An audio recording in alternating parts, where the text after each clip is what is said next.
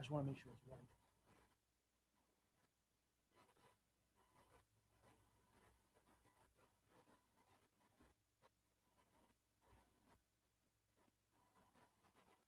Check. Yeah, it's a little bit better. Just you was just there. Check. Yeah, just turn it up.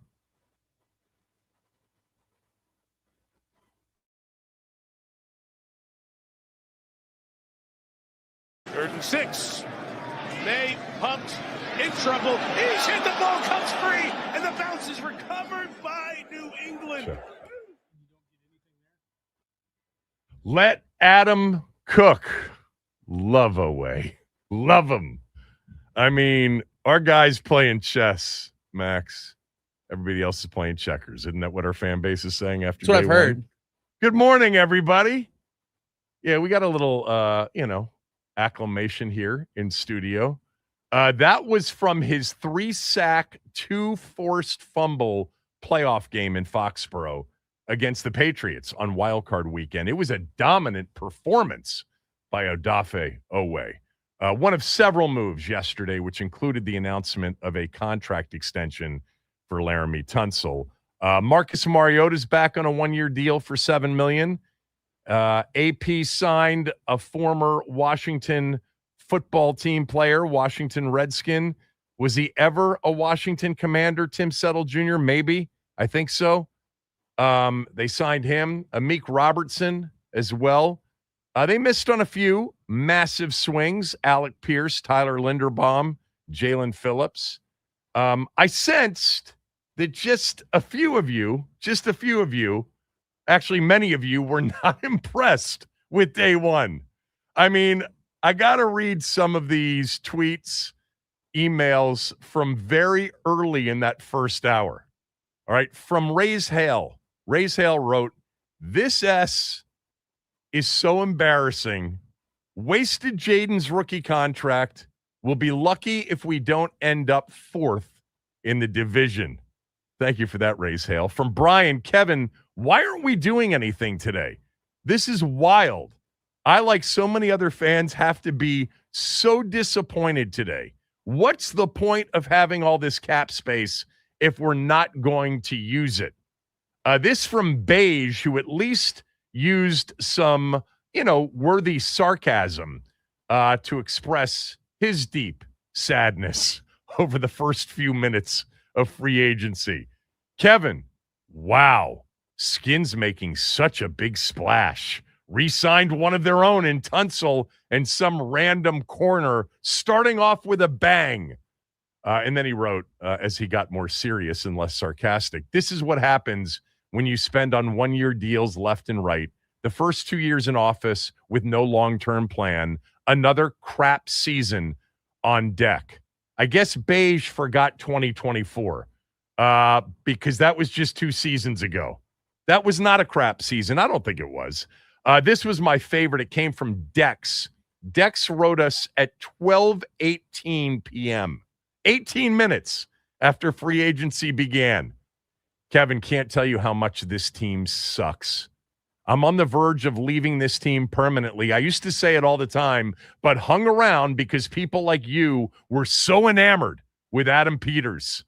All that cap space, and they've done nothing!" Exclamation point. It's your fault they're Nothing. still around, 3 Kevin. It's all exclamation you. points. Can you hear me screaming? Nothing. 8 exclamation points.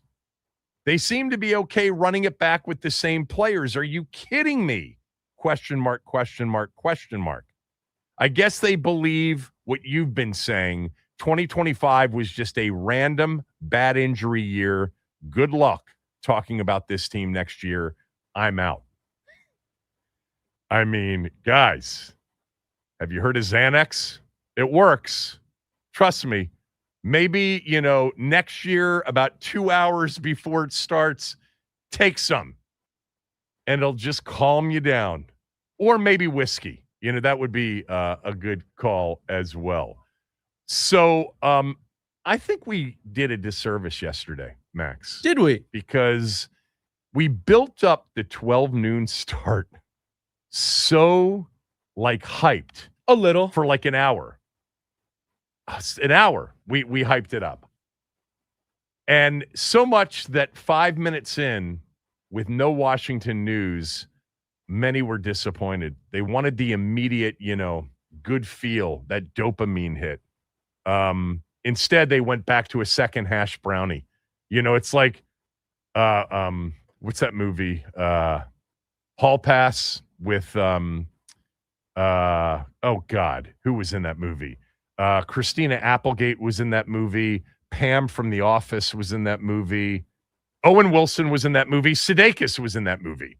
And they get a hall pass, Sudeikis and Owen Wilson, and they're out on their first day of the hall pass, and somebody brings hash brownies for a golf round. They take one of them, they eat one of them, and there's no immediate benefit. There's no immediate, feel. And so they went to the second hash brownie, and then the shenanigans began. I mean, they were driving through sand traps and all sorts of chicanery began. Hey, guys, seriously, it's not over. Like, it just began. I don't even want to tell you, like, my guy Yale sent me screenshots of Ian's tweets in the first, hour of free agency. Dude, you should be embarrassed. All of you should be seriously embarrassed in the first hour, killing the team for not this big onslaught of signings. They actually tried. They tried with Pierce. They tried with Linderbaum. They tried with Jalen Phillips. I've got a few thoughts, too, on the Pierce Linderbaum thing in a moment. But look, I should be embarrassed, too. I think yesterday the first thing I said when we came on the air was, this is going to be a day for our team that will start with a lot of offense. It's going to be an offensive day, and the defense will come, tomorrow, Wednesday, Thursday, next week. And then when we get to wave 2 of free agency, some defense there. But I was dead wrong. Although they did try for Pierce and Linderbaum early enough. But I kind of want to start there. And that is with just the idea that they really did apparently swing big for Alec Pierce. He was going to stay clearly in Indianapolis when all was said and done, because they did that thing. And my guy, Mike Giannetti from Spot Track, who's so good, put out the tweet that essentially said, if they had announced the deal at 11:58, it would have just been a solid, really good deal for a receiver. But they waited until 12:01, and because of that, he became the highest paid free agent receiver in NFL history. Think about the big contracts that have been done, the Justin Jeffersons, the Jamar Chases, even somebody like DK Metcalf. They were done, as existing contract extensions, or they were done, after a trade. They weren't done in true free agency. But Pierce and his agents clearly wanted it to be, a free agent situation where they were billed and labeled as the biggest in history. Yeah. So I've thought about this, and I think, did we have the Pierce? I think we had the Pierce when we were doing the show yesterday. And we may have had Linderbaum, although I think that came after the show, after 1:00 yesterday. My feelings about the big swings for Linderbaum, for Pierce, and for Phillips, and basically everybody's now reported that Washington really was right there with Indy on Pierce. We think Pierce really wanted to stay in Indy. Has nothing to do with some of you saying, oh, well, so much for Dan Quinn being a player's coach, so much for Jaden Daniels being a big draw. He's played in Indy. Daniel Jones is apparently his best friend, and he wanted to stay there. I'm actually glad that they didn't get Pierce. In thinking about it, he's good. I think the money for him is a lot. 4 years, $116 million for a good receiver, not a take over the game receiver. So I'm kind of glad that they didn't get Pierce. Now, we got to get receiver help, and there's still some options out there. But I know that would have been the biggest splash. I think they made a splash later on in the day. We'll get to Oweh in a moment. But I'm kind of glad they didn't get Pierce.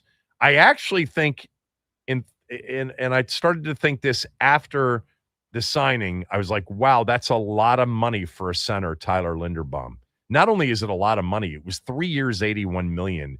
And for all intents and purposes, it's all guaranteed.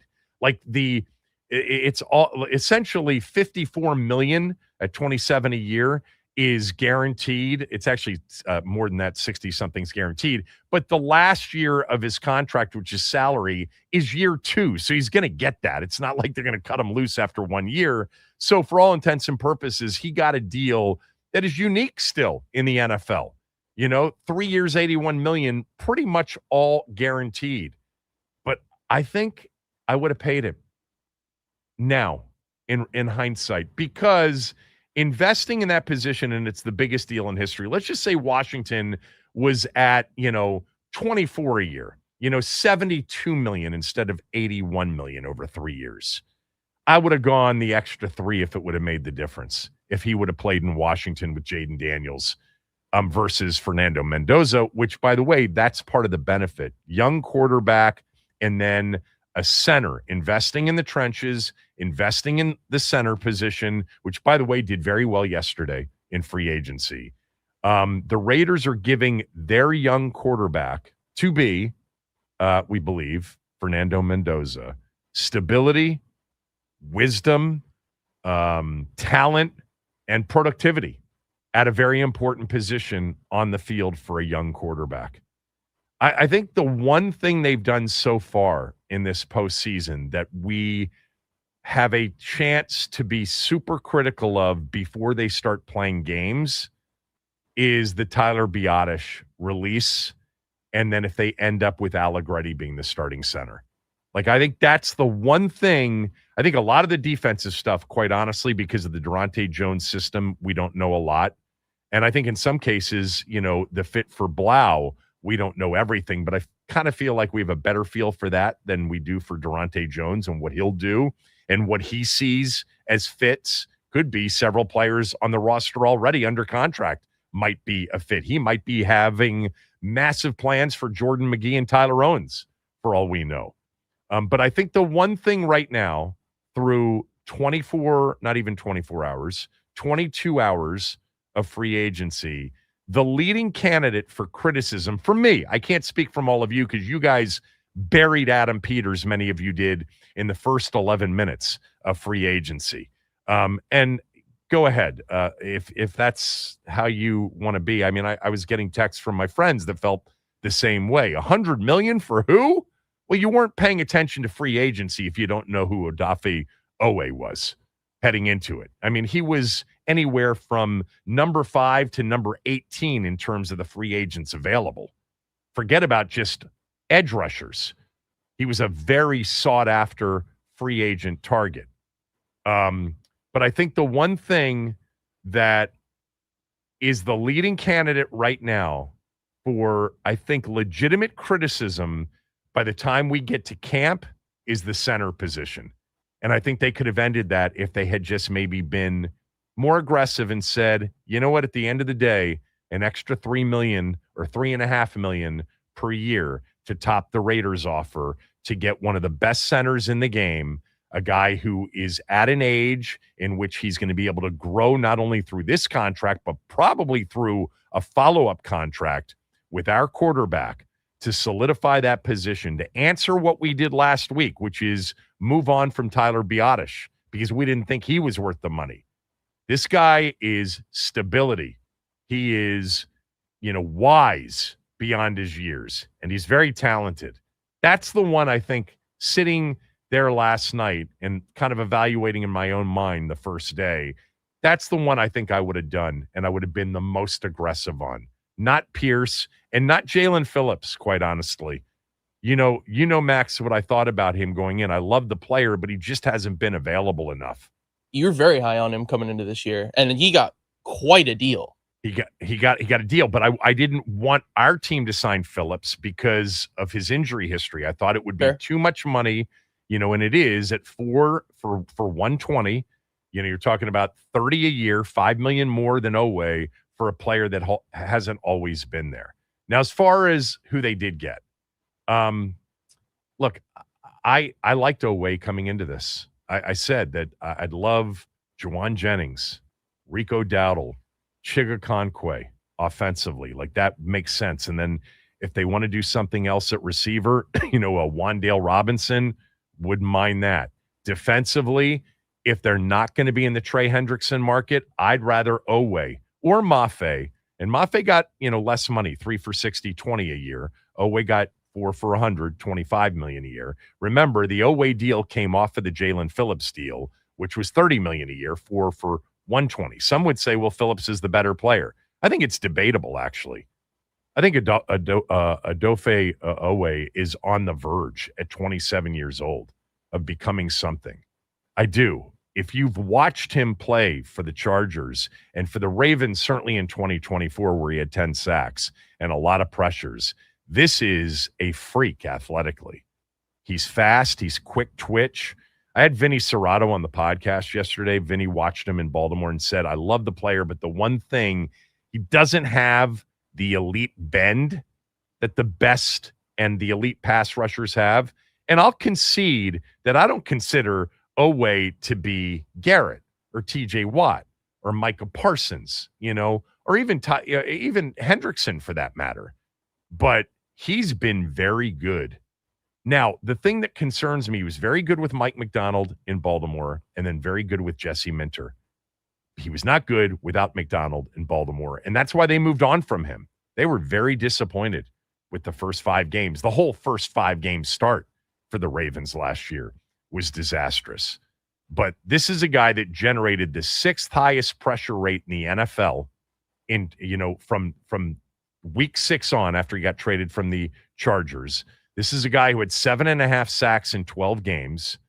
And by the way, when you pay $100 million over 4 years, okay, it's a top 13-ish salary. That position, just so everybody knows, pays big. Mike Giannetti from Spot Track, I texted him yesterday, and he got back to me on Oweh. I said, just give me a quick thought or two on Oweh. And he said, they were right on the going rate, maybe a touch more guaranteed than I anticipated, but that's the free agency premium for that position. He's making $25 million a year. Just so everybody understands, Micah Parsons at the top of the market makes $46 million a year.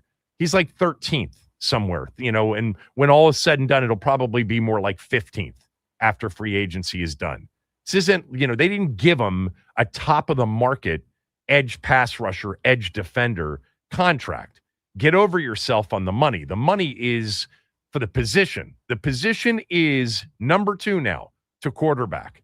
We had all the analytics people tell us for a few years, corners more important than edge rusher, receivers becoming as important, left tackle's always going to be important. No, it's quarterback and then it's edge rusher. And we've seen it in compensation, the trades for Max Crosby and for Micah Parsons, and in terms of trade compensation. And now we've seen it in actual salary compensation. He led the Chargers in total pressures and he led them in quick pressures.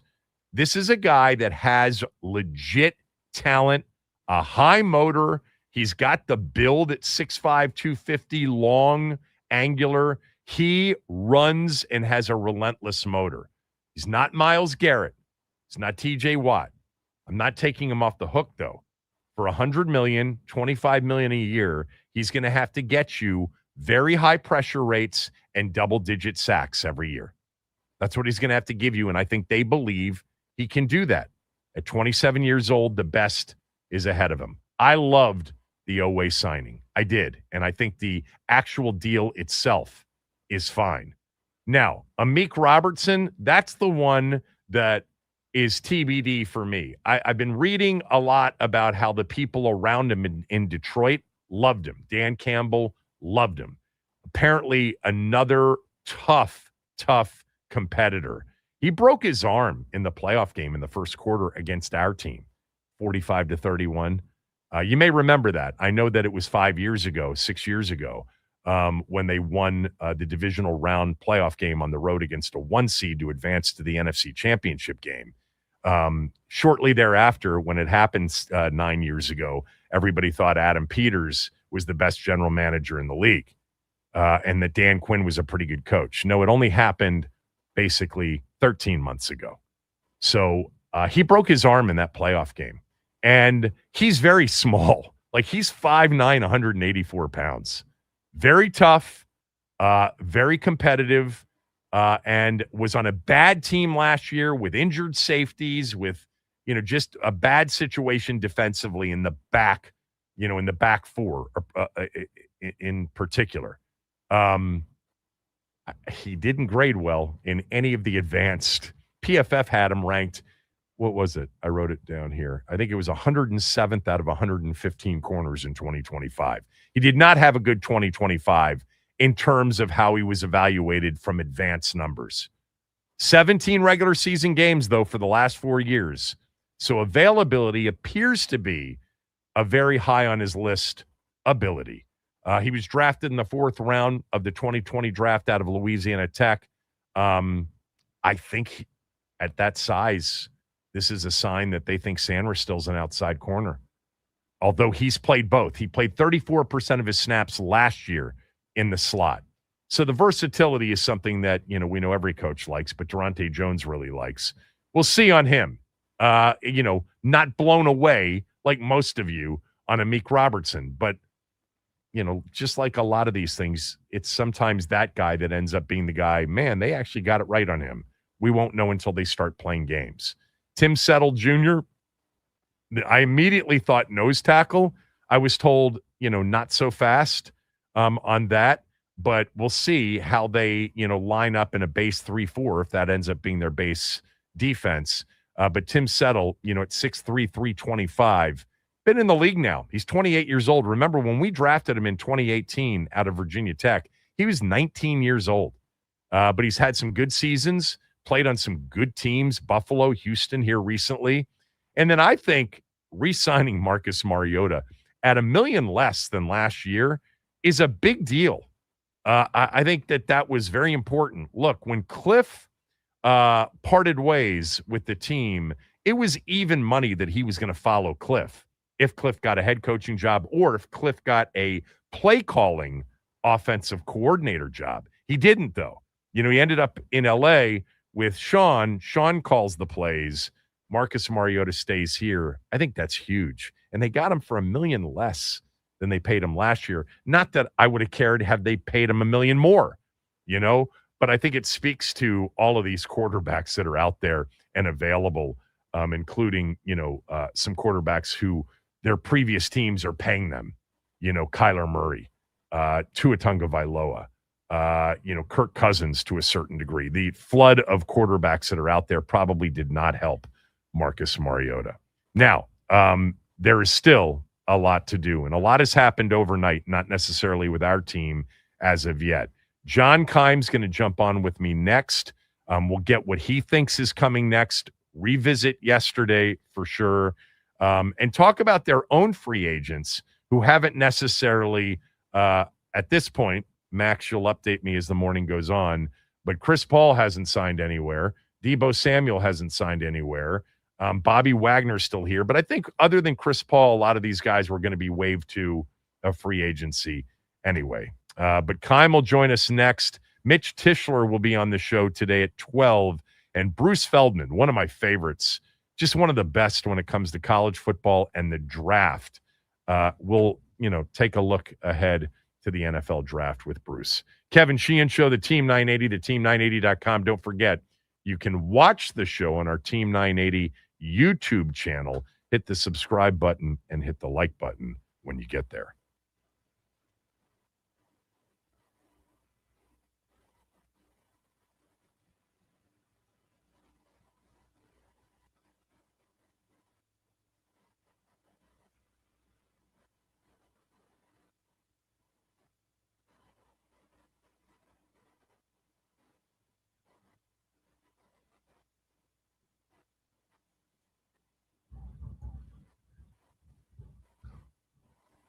All right, so I can't hear him at all. I can't hear Max at all. Now, we did fix, I am hearing myself in my headphones. I would love to jack up the volume a little bit. I'm one of those people that likes to hear myself in my headphones. But I can't hear you. No, I can hear you. I can hear now. I can't hear myself, but I can hear you. When we're on, I can hear myself now a little bit. I can't hear you.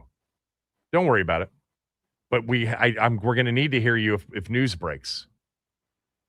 Meantime.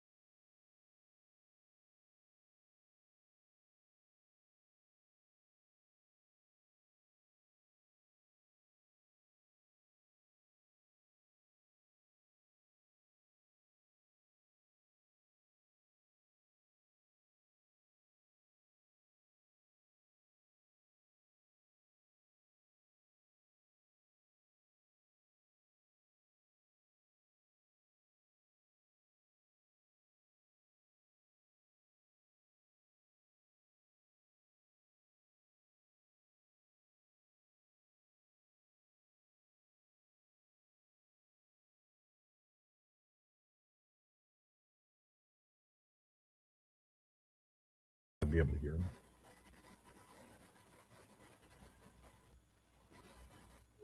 So yesterday, I tweeted out the following about the Laramie Tunsil extension. And I wrote, the Tunsil extension happened quickly for one reason more than any other. Tunsil was a must extend. Terry wasn't. Some of you are just so easy. But let me just explain what I meant. And John Kimes joining us right now, of course, from ESPN. We have John with us. I love the laugh. Well, I mean, what I meant was they traded for Tunsil. Right. He only had no choice. Yeah. he only had a year left on his deal. He is playing at an elite level at a very important position. You absolutely cannot let him walk after 2026 into free agency or be forced to franchise him. And oh, by the way, yes, part of it was he's a better player at his position than Terry is at his. Sorry. That was always, to me, the number one factor in this is this, when Adam Peters says he's one of the best, if not the best left tackles in the league, well, automatically he already knows where the pay is going to go. When you say that, you know what I mean? Like, you're saying that already knowing where it's going to go. So there was an agreement about the level of, or the where Tunsil ranks among his peers, whereas with Terry, there was not. So that was a big part of both negotiations, like an agreement here and not one there. And there was just so I never thought it would get to where it did with Terry with Tunsil for that reason. Yeah. Well, and you know this too. It was much more difficult with Terry and his agent and getting some reality on what their worth was than it was with Tunsil. Correct. You know, but I'm just reading something actually. Commando Kev at it again, can't help but throw shrapnel at Terry. Nearly as obsessed with bashing Terry as you are with slurping Kirk Cousins. And from Adam, sometimes if you have a thought, you just shouldn't say anything. Meantime, how about, I'm sure you a Kirk fan? Oh yeah, I who knew? You know, I'm sure you got a lot of the same stuff. Like the fact that they didn't do anything in the first 11 minutes of free agency set people to the highest points on Bridges ready to jump. And ultimately, what did they spend, John? Like top 5 in the league on day one? Yeah. Oh, it's like 140 million, 147 million, something like that. So listen, first of all, every year it happens. Like every year, if they don't have someone right away, you hear that. And so you understand that. I think this year, obviously, people were told that they were going to be really aggressive. And I will say this, you can be aggressive and still miss or still not get your guy. Like Alec Pierce was an aggressive play. He didn't come free. He was going to be here had he come free. Like I had someone close to him tell me he absolutely would have been a Commander, but he wanted to stay in Indy. And so like that was where they were going to allocate a lot of money. Linderbaum was another one that was interesting, but then the Raiders took it to a level. It's like, that's kind of absurd, you know, with what they paid him. Now I think there's a comfort level less than that, but like to that level, like that was, they clearly, when you go that high, you're not going to be outbid, period. So, you know, like there's things where you're there. And so I understand from a fan perspective, like they were expecting based on what they had heard about how they were in on a lot of guys that they thought they were going to be boom, boom, boom, like the Raiders, what the Raiders did. But you know, Oweh, I think is a very good signing, and getting Tunsil done is a very good move, whether it happened now or next month or whatever, right? It was necessary. So, you know, I get it. I will say, I think there's going to be, certainly sounds like there will be several today, because here's the thing, they need guys. Right. Like they need guys. And the question is, just because you're willing to spend doesn't mean you're willing to spend on everybody. It's still what I would always say, said would be, and I'm not trying to like, you know, justify anything I did. I'm just saying what I would always say when I would phrase it about their money, if it's a guy who's the right fit, they will spend top of the market money. And they did that on Oweh. They would have done that on Pierce. I think they would have, you know, take the Raiders out of the equation. They may have done that on Linderbaum. So, you know, but for other guys, maybe fans view him as top of the market. Maybe they didn't, you know, maybe other teams, you know what I'm saying? So like in Isaiah Likely, I don't think they saw him as a premium tight end, and I don't think they targeted him. Well, I am interested to see if they're targeting anybody else, like Chigo Okonkwo. I think Chigo Okonkwo is definitely one to watch. Yeah. You know, but I do think that they definitely were interested in Likely, but I think the price tag initially was certainly going to be higher. So you pivot and you get someone else, and you take some of that money you would have spent here, and now you're spending it over here. Yeah. And so then it's like, you know what I mean? So like if you had spent what initially was there, then you're not doing a different move. And so it's just, there isn't unlimited cash for anybody, you know, except for apparently the Raiders this year, but they had to spend you know, so moving away from, and I don't know, here's the other thing, like, you know, this is what we've also learned here over the years too. And, you know, I can tell you, I think Oweh is a good player.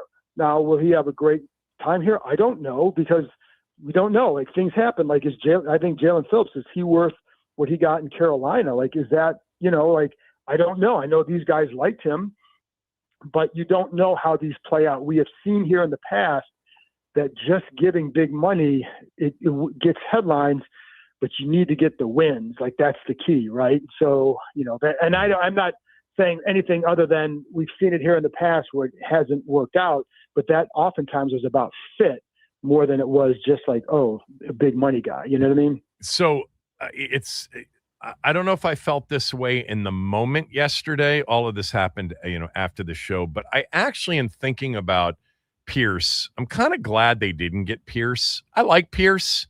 He got a lot of money. He didn't get Justin Jefferson or, Jamar Chase money, but he got a lot of money. I actually think that the Linderbaum thing would have been a really good get. And for an extra $3.5 million a year, or roughly, another $10 million in aggregate, because he basically got a guaranteed deal, John. I mean, 3 for 81 is virtually all guaranteed, which is crazy for a center. But I think the overall stability at that position, his talent, his productivity, his wisdom, like that would have been a really good investment, because that's the one area that I'm concerned about. We're all going to have reasonable justification to criticize if we go into training camp with Nick Allegretti as the starting center. What do you say?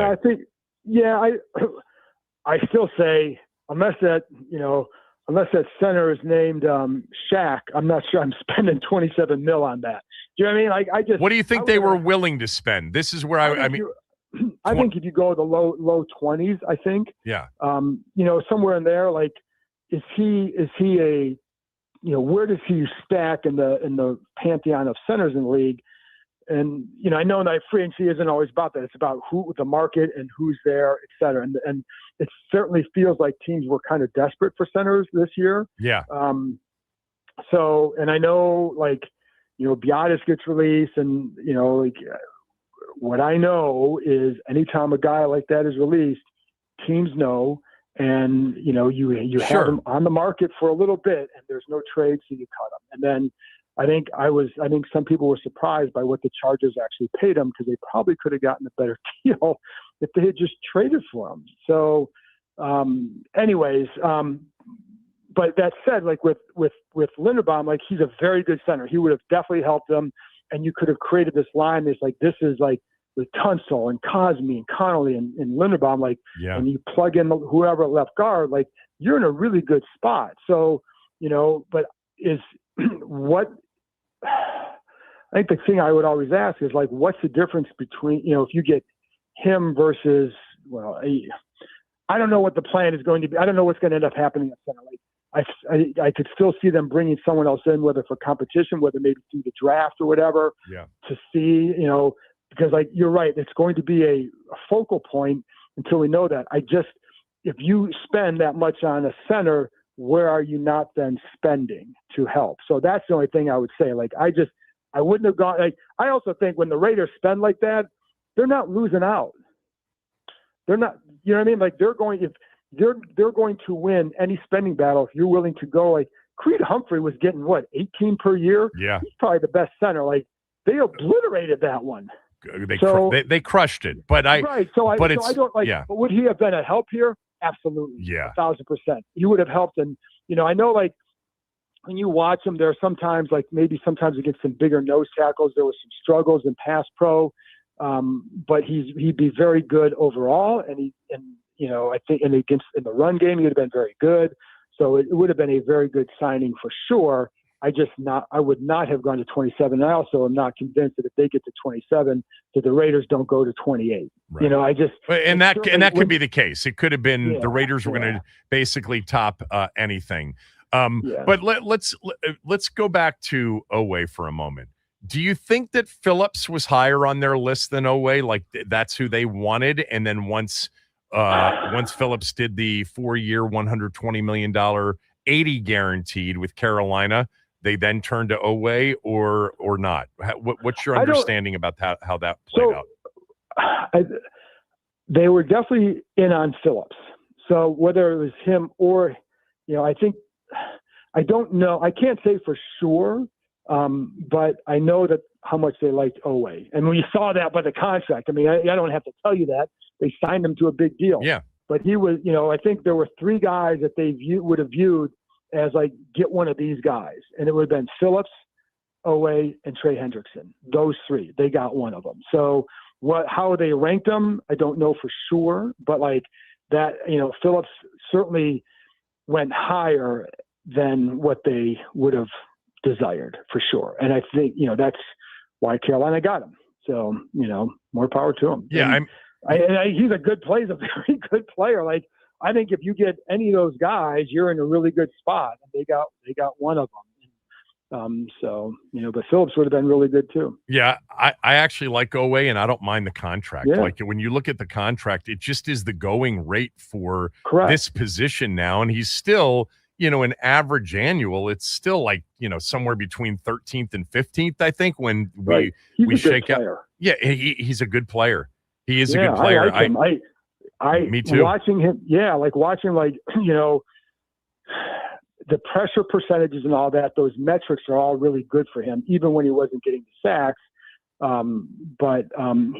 He was really impactful with the Chargers for sure. And, they needed a guy like him, and he's athletic. I mean, he's long, like it's everything they needed. So, produce. Yeah. I mean, I comped him, I think last week to just a faster version. And look, Montez Sweat tested off the charts at the combine, but he's got some Montez Sweat in him. I think maybe a bigger motor. And Sweat 2 years ago got 4 years, $98 million. So it's not like for those that saw $100 million 4 years and said, for who? Trust me, it's not a bad deal. It's very much in line with that. He plays an impactful position. So that's what I say. Like you identify guys in certain areas, like you can go to this high, and it's not that you got to pivot, but like that guy he is a good player. And I think I like the Sweat comp. He ran a 4.36 at his pro day 5 years ago. Yeah. I mean, I know you don't see that very often. But he also, like, when I watch him too, even with the sacks, what I also liked, it wasn't just one way, right? It wasn't just one. There's bull rushes, there's spin moves, there's a variety of moves that helped him get those sacks and create some pressures. Yeah, I don't want to turn him into Reggie White here. It's just he is a good defensive end. He is a good signing for them, a good addition for them for sure. Do you think yeah, well, let me also just mention, because I don't think I've mentioned this already. He's a 3-down player too. He's very good against the run as an edge setter. But he's really, for those that haven't seen him, just go back and watch his highlights from the playoff game against New England when they could not score offensively, but he literally kept them in the game single-handedly with 3 sacks and 2 forced fumbles. Do you think they're done at that position? No. Me neither. So tell me what you think's coming. As far as positions today? And at edge rusher, what do you think is happening at that position between now and, the draft or maybe post-draft? I don't know what, but I do know, what I would just say is I don't think they're done at the spot. So I don't know who that means. I don't know if it means free agency or the draft, but they're not done there. And the draft is actually, even if you don't get one at 7, you still have guys beyond that I would look at, because you don't necessarily have to get a guy at 7 now, because you got Owe and you got Armstrong coming back. Like, I don't want to minimize that. That guy was really good in the 6 games he played. So, I think that will be a help, but I would still, it does sound like they would like to add another. Like what level, I don't know. But it does sound like they'd like to add another for sure. Because as I think we saw this year, you always need better depth at that spot. Like that killed their defense this season. Not having, especially when Armstrong went down. And not that they were playing great not that they were playing great. No, before, but he was a difference maker. But it's like, then you have the next 11 games where you how are you going to manufacture pressure? Yeah. You didn't have anybody who could do it, and he was the guy. So it put Louvu in a different role that wasn't suited for him. So the trickle down was bad. So I think all that, but it's still why you should add somebody else. And it could just be in the draft and develop a guy in the mid rounds who can, because there is depth in this draft at that spot. So yeah, I'm wondering, he had Khalil Mack on the other side down the stretch, and Khalil Mack did sign a 1-year deal to stay in LA. But a guy like, I think Joey Bosa is still out there. I'm wondering if something like that could happen. Oh, and that, could it, Because weren't they in on Joey Bosa last year? I was just going to say they were in on him last year. Yeah. And so you could could you do that? I don't know if they are, but would it shock me? No, because for the reason we just said. I mean, they were in on him last year, and so he would be a 1-year guy, a 1-year deal guy. They're going to sign more 1-year deals because you have to. But yeah, I could I see that?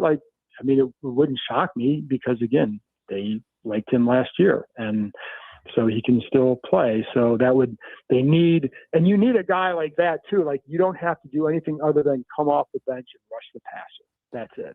So you got other guys, Yeah, exactly. So tell me what your reaction is, especially after talking to people about Akeem Robertson, the corner from Detroit. Well, I can tell you after just watching him, competitive. So I didn't know a lot about him before they signed him. Me neither. I went back and watched him. You're going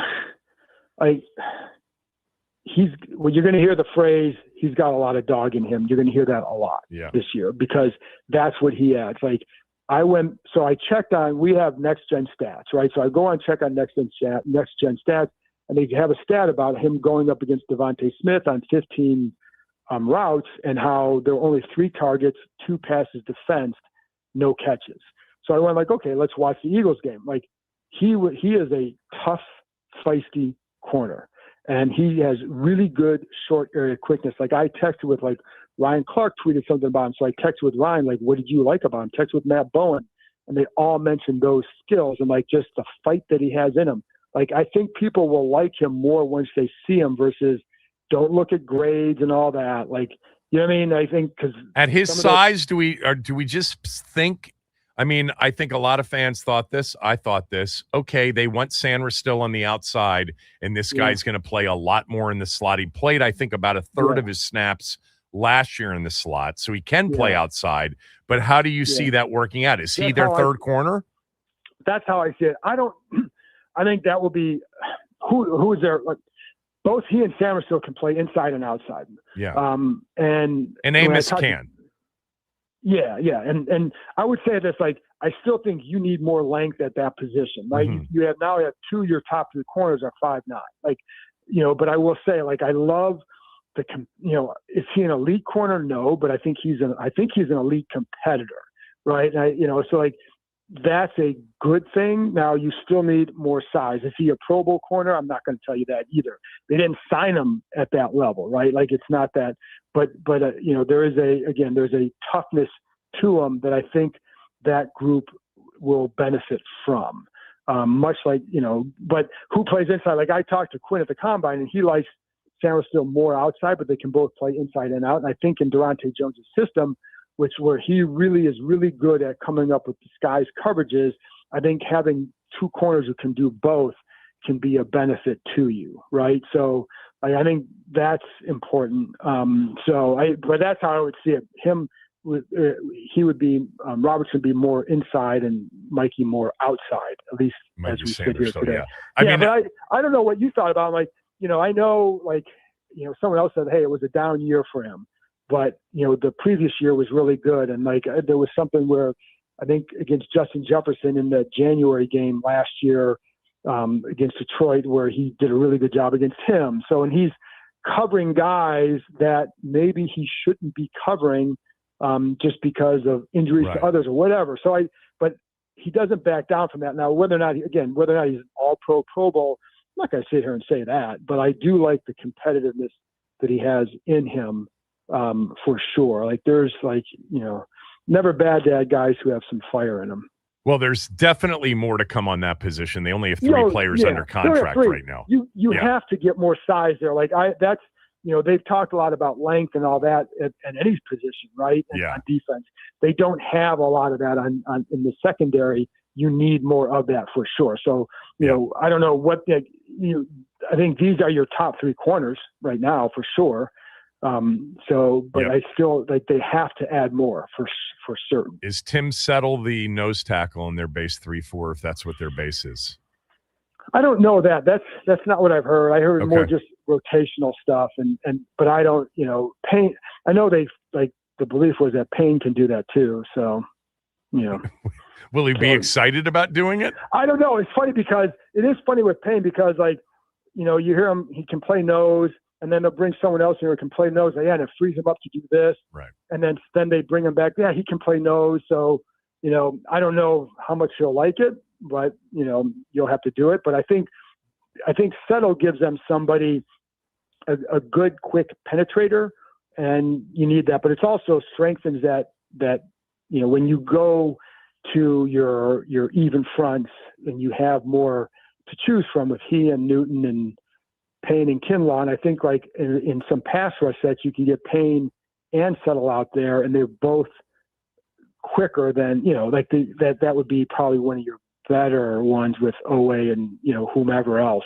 So, you know, so I think it's just part of the rotation, but I don't know. I haven't heard yet that, like, he'd be their main nose guy in that set. So. John, I think a big signing yesterday was their re-signing of Marcus Mariota. I think that's big. I mean, they paid less than they paid last year. Not that $1 million or $2 million is that much of a difference, but I think 2 months ago when Cliff was let go, I thought it was even money that he would follow Cliff wherever he went, but Cliff didn't get a head coaching job and he didn't get a play calling OC job.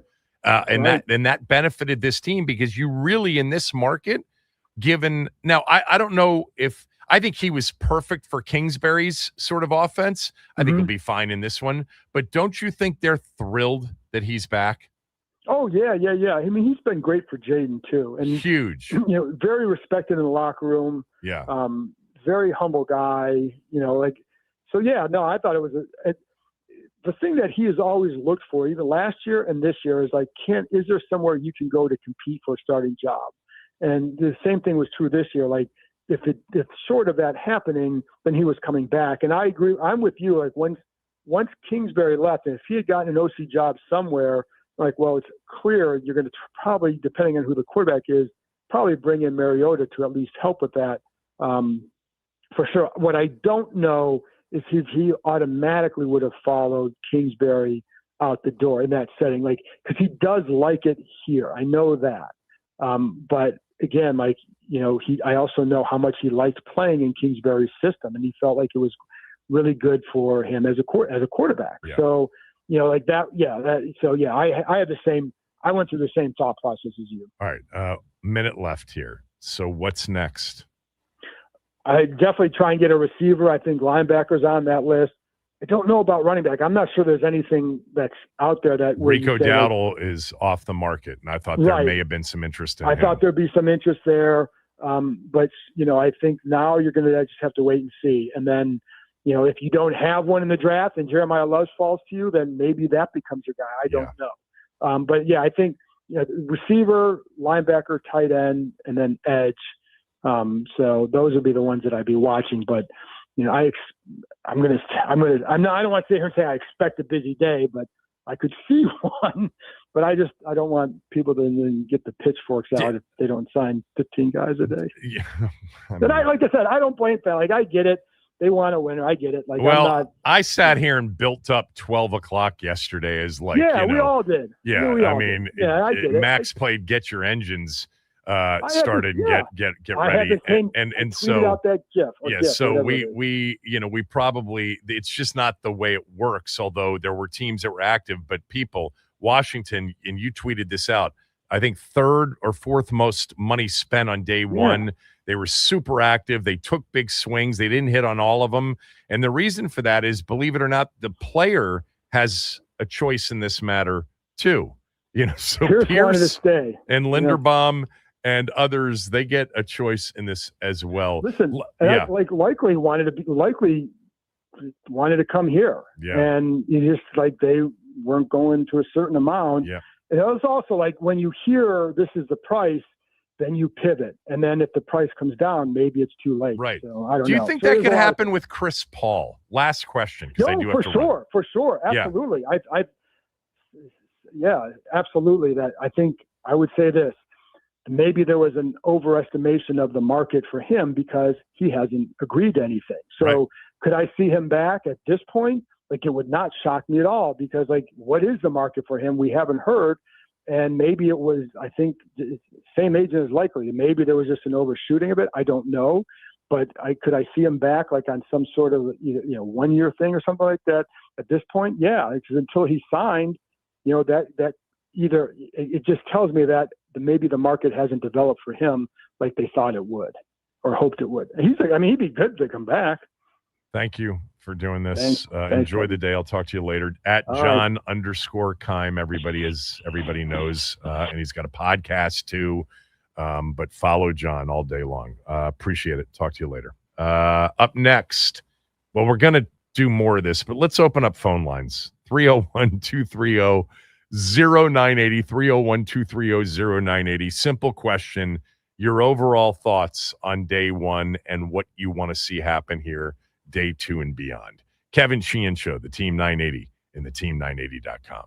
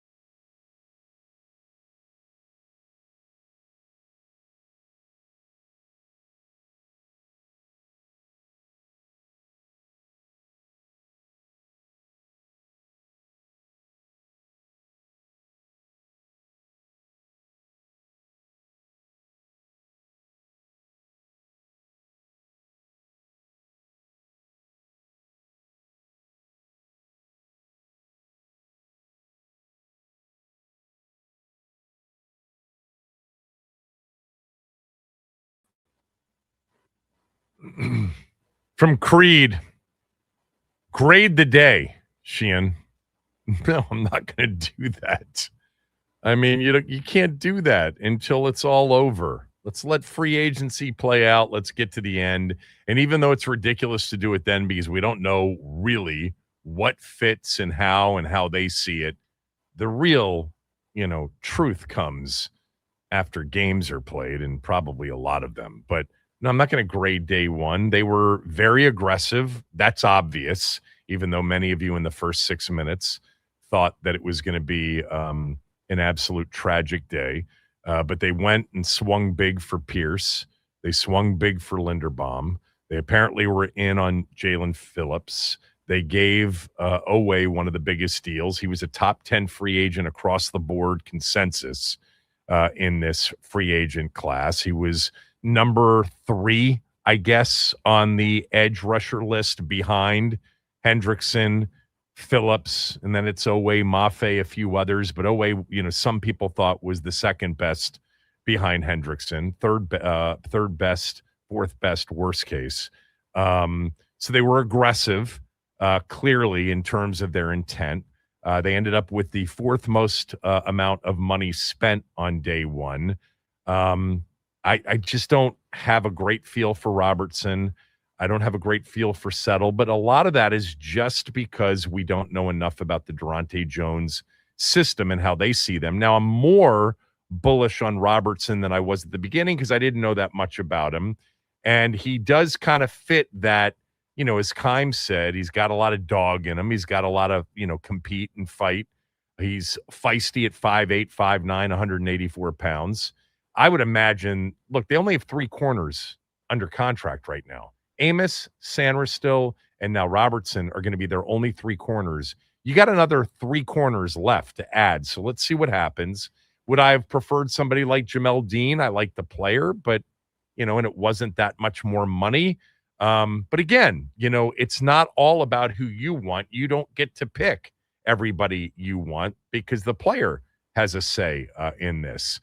Tim Settle is a solid starter / rotational interior D lineman. I actually felt like one of the sneaky areas of need because I don't think everybody thought of it with Kinlaw and Payne there and even Johnny Newton was that interior, in part because you're probably not going to have Payne in 2027.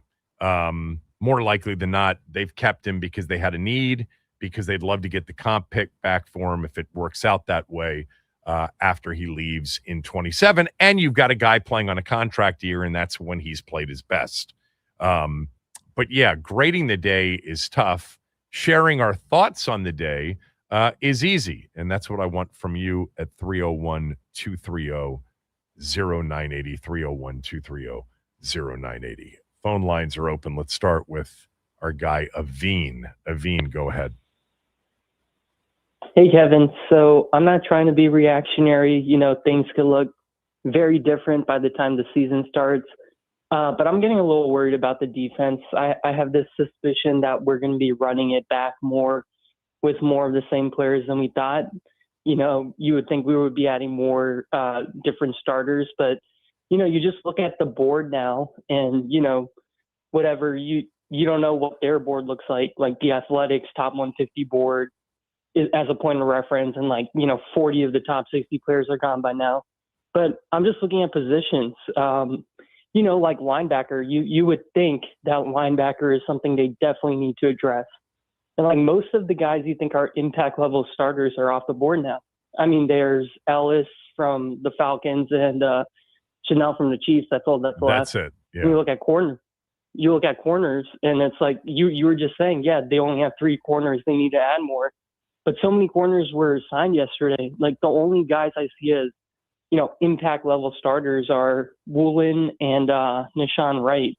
So it just. By the way, I don't think Wright would be a bad ad. He was on my list before this started, but I also think there's a chance they may bring back Jonathan Jones, which would speak to what you said at the beginning, minus the fact that they did add 3 defensive players on day one in free agency. So that's not exactly running it back.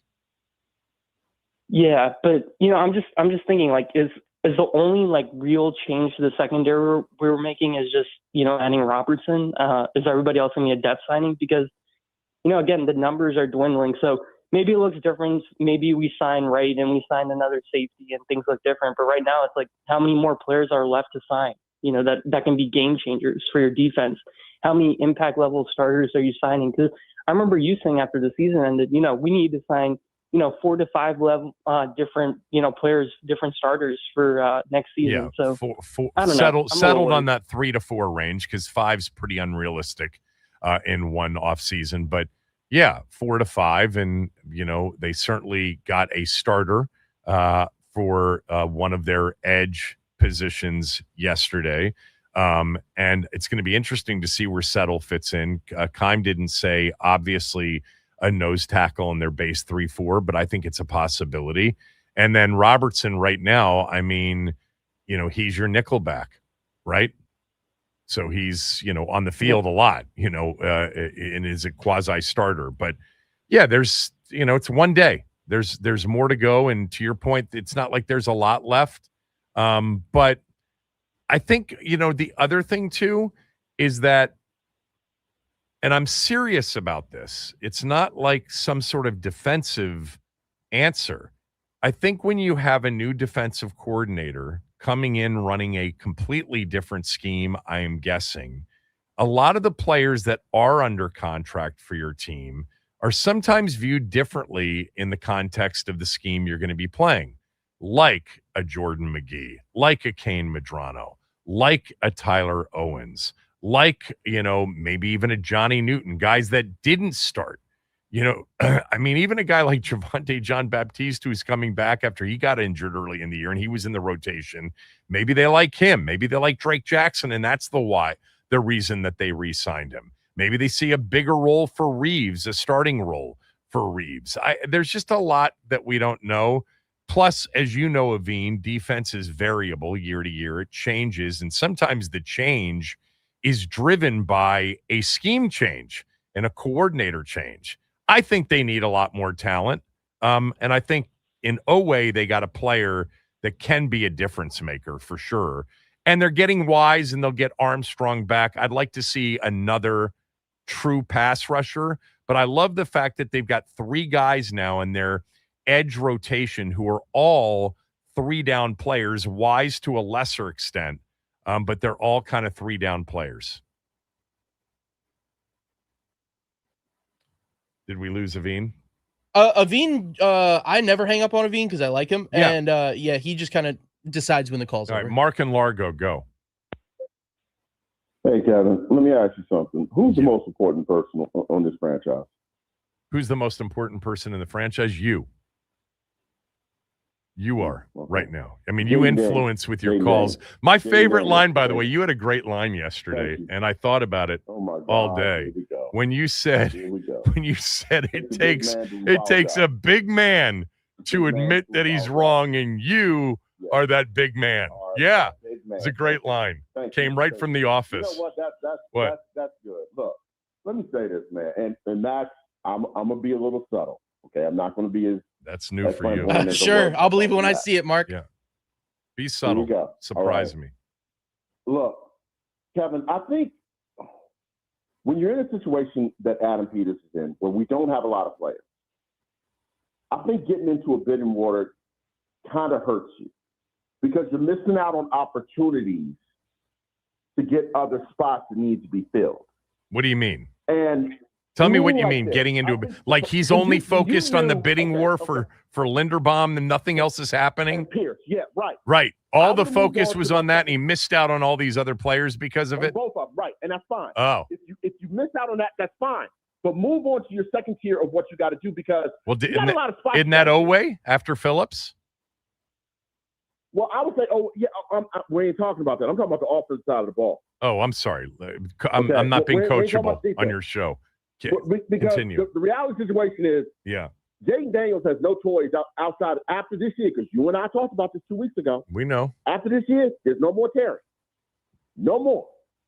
And we have no receivers that you could say Codbull is going to be a number one receiver after Terry this year. Mm-hmm. They wanted, Carnell Tate. Jaden and his mom wanted Isaiah Likely. Carnell Tate. The Commanders didn't want to pay $13 million. What? Okay, I get it. That's fine. That's fine. I have no problem with that. Go get someone, because if you're dependent upon Ben Sinnott, it's going to get Adam Peters fired. I'm telling you. And I just think I just think we have other fields that we have to worry about. Instead of getting into a bidding war, you got to field the team with talent on the offensive side of the ball. Right. I would wait on the center situation. I would wait on the center situation and the guard situation. But you gotta get receivers today. You gotta make Jaden feel like, oh, it's comfortable.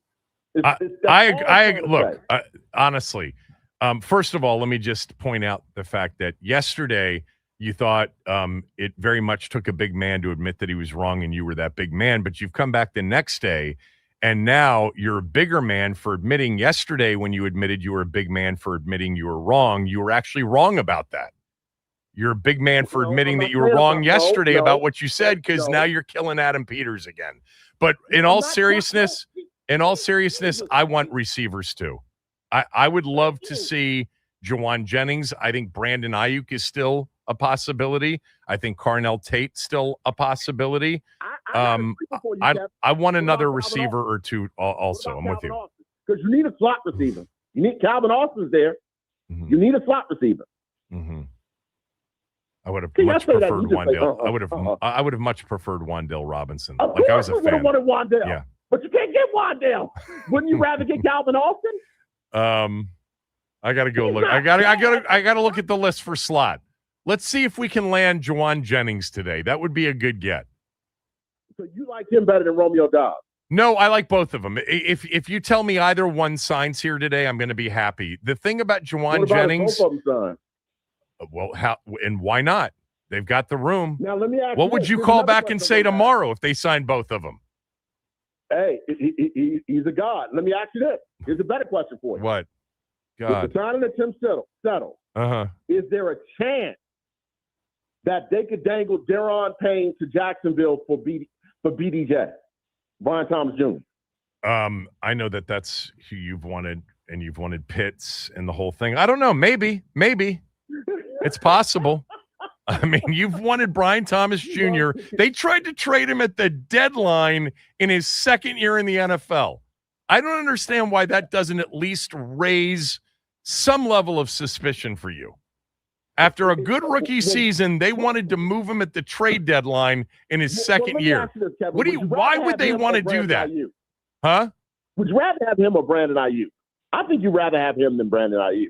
The Ayuk thing scares me, but Ayuk's a much better player. Well, yeah, I would agree. Okay. See, it's not that bad. What I was saying. Now, Max, was I that bad? You were good today. Max? You were good today. See, I just like. See, I'm not ripping him. I like when you're humble. Him. I always like when you're humble. I'm not ripping him. I'm just saying he needs to move on. Yep. I mean, you got a lot of players you got to find. I think, Kevin, you'll agree with me. You have time for bidding more. You start so many sentences with Kevin. I think you're going to agree with me on this. And I'm not going to agree with you on this. Like, you started off by saying they were too focused on Pierce, and they ended up losing out because they were too focused. Like, they don't have 40 guys working on this in the office out there. Trust me, they can walk and chew gum at the same time. What'd you say? Would you have gotten Greg Newsome over Meek Robinson? I don't know. I mean, the Robertson thing is the biggest thing. I'm wondering, what are we missing here? But who knows? Maybe Durante Jones sees him twice a year in the NFC North, and maybe Kevin O'Connell's like, that dude's a badass, and he wants tough guys. All right, I got to move on. Thank you for this. As always, it was my pleasure. 301-230-0980, 301-230-0980, Lap. Ian, Michael, Jim, everybody else on hold, stay there. We'll take more of your calls next.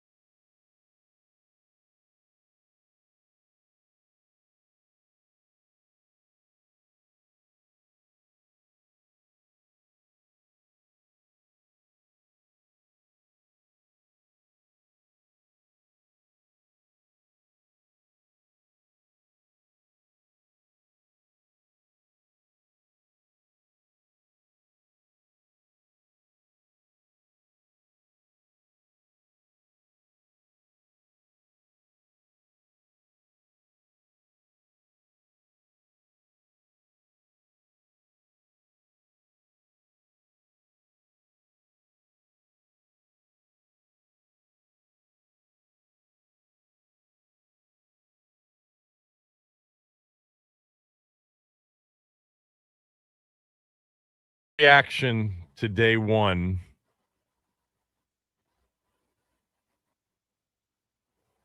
(301-230-0980), 301-230-0980. Your reaction to day one of free agency.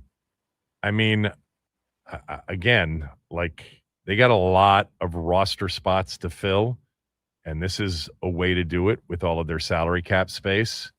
They spent the fourth most amount of money on day one. They didn't land a couple of really big free agent targets they were going after, and they landed one very big free agent target that was out there, and Odofe Owe at $100 million for $25 million a year, $68 million guaranteed. All right, let's get Ian on. Go ahead, Ian. Kevin always says, don't overpromise and underdeliver, and I think that's what we have here. Let's go through pick by pick. Laramie Tunsil is now the highest paid offensive lineman. He's not a pick. Say what? He wasn't a pick. He was in a free agency pick. They just extended him yesterday. You said he was a pick. Okay, let me rephrase the way I'll say this. They signed or extended Laramie Tunsil to the highest paid offensive lineman, and he has never made a all-pro team, and he was not a Pro Bowler last year. Yeah, can I just step in for one moment, if you don't mind? Technically, the extension, the 2 years, at $30 million a year, just over $30 million, would make him the highest paid left tackle. But that's not really how it works, because he's got the last year of his deal, which is at $21 million. So it really comes in when you blend the two together at $27 million a year for the 3 years left that he has, which doesn't make him anywhere near the highest paid left tackle. I think it's top 4, top 5. And I think that's the better way to look at his deal. But you can look at it whatever way you want. The bottom line is he is an elite level pass protecting left tackle in this league. And when you have one of those, you keep him. He was so elite that he didn't make all pro ever. And he's so elite that he wasn't a Pro Bowler last year. Right. Just those are facts. Well, there are a couple that are really good, that are just a little bit better than him, but he's in the top 5. Correct. Yeah. Okay. Yep. Fine. If you want to put him in the top 5 as a NFC, pass protector, yes. I don't think I'd be the only one to put him in the top 5 as a pass protector. And he is a 5-time Pro Bowler. And the only year he didn't make the Pro Bowl was last year here on a bad team, and the year he got hurt in Houston. Yep. Okay. All right. Then the big defensive acquisition from San Diego is on his 3rd team against 2 seasons. Right. Baltimore gave him away for nothing. Yeah, they were stupid to do that. Okay. I mean, and then is San Diego stupid for not re-signing him themselves? They certainly had the opportunity, but he was a top 5 to top 10 free agent on the market for all positions. So there was just going to be a lot of activity for him. Again, another player that has never made an all-pro or Pro Bowl team. Right. Just want to state that for the record. Did he not? He didn't make the Pro Bowl? Nope. He did not. Yeah. He did not. Right. Well, he's 27. There's a lot of time for that to happen. Sure. But, when we talked a couple of months ago, you're like, I want my big name players they're going to sign not to be guys that are prospective, but guys He's that not prospective. Can deliver. He's not prospective. He had 7.5 sacks and was top 5 in pressure rate over the last 12 games last year. He's not a rookie that hasn't played before. He had 10 sacks in 2024.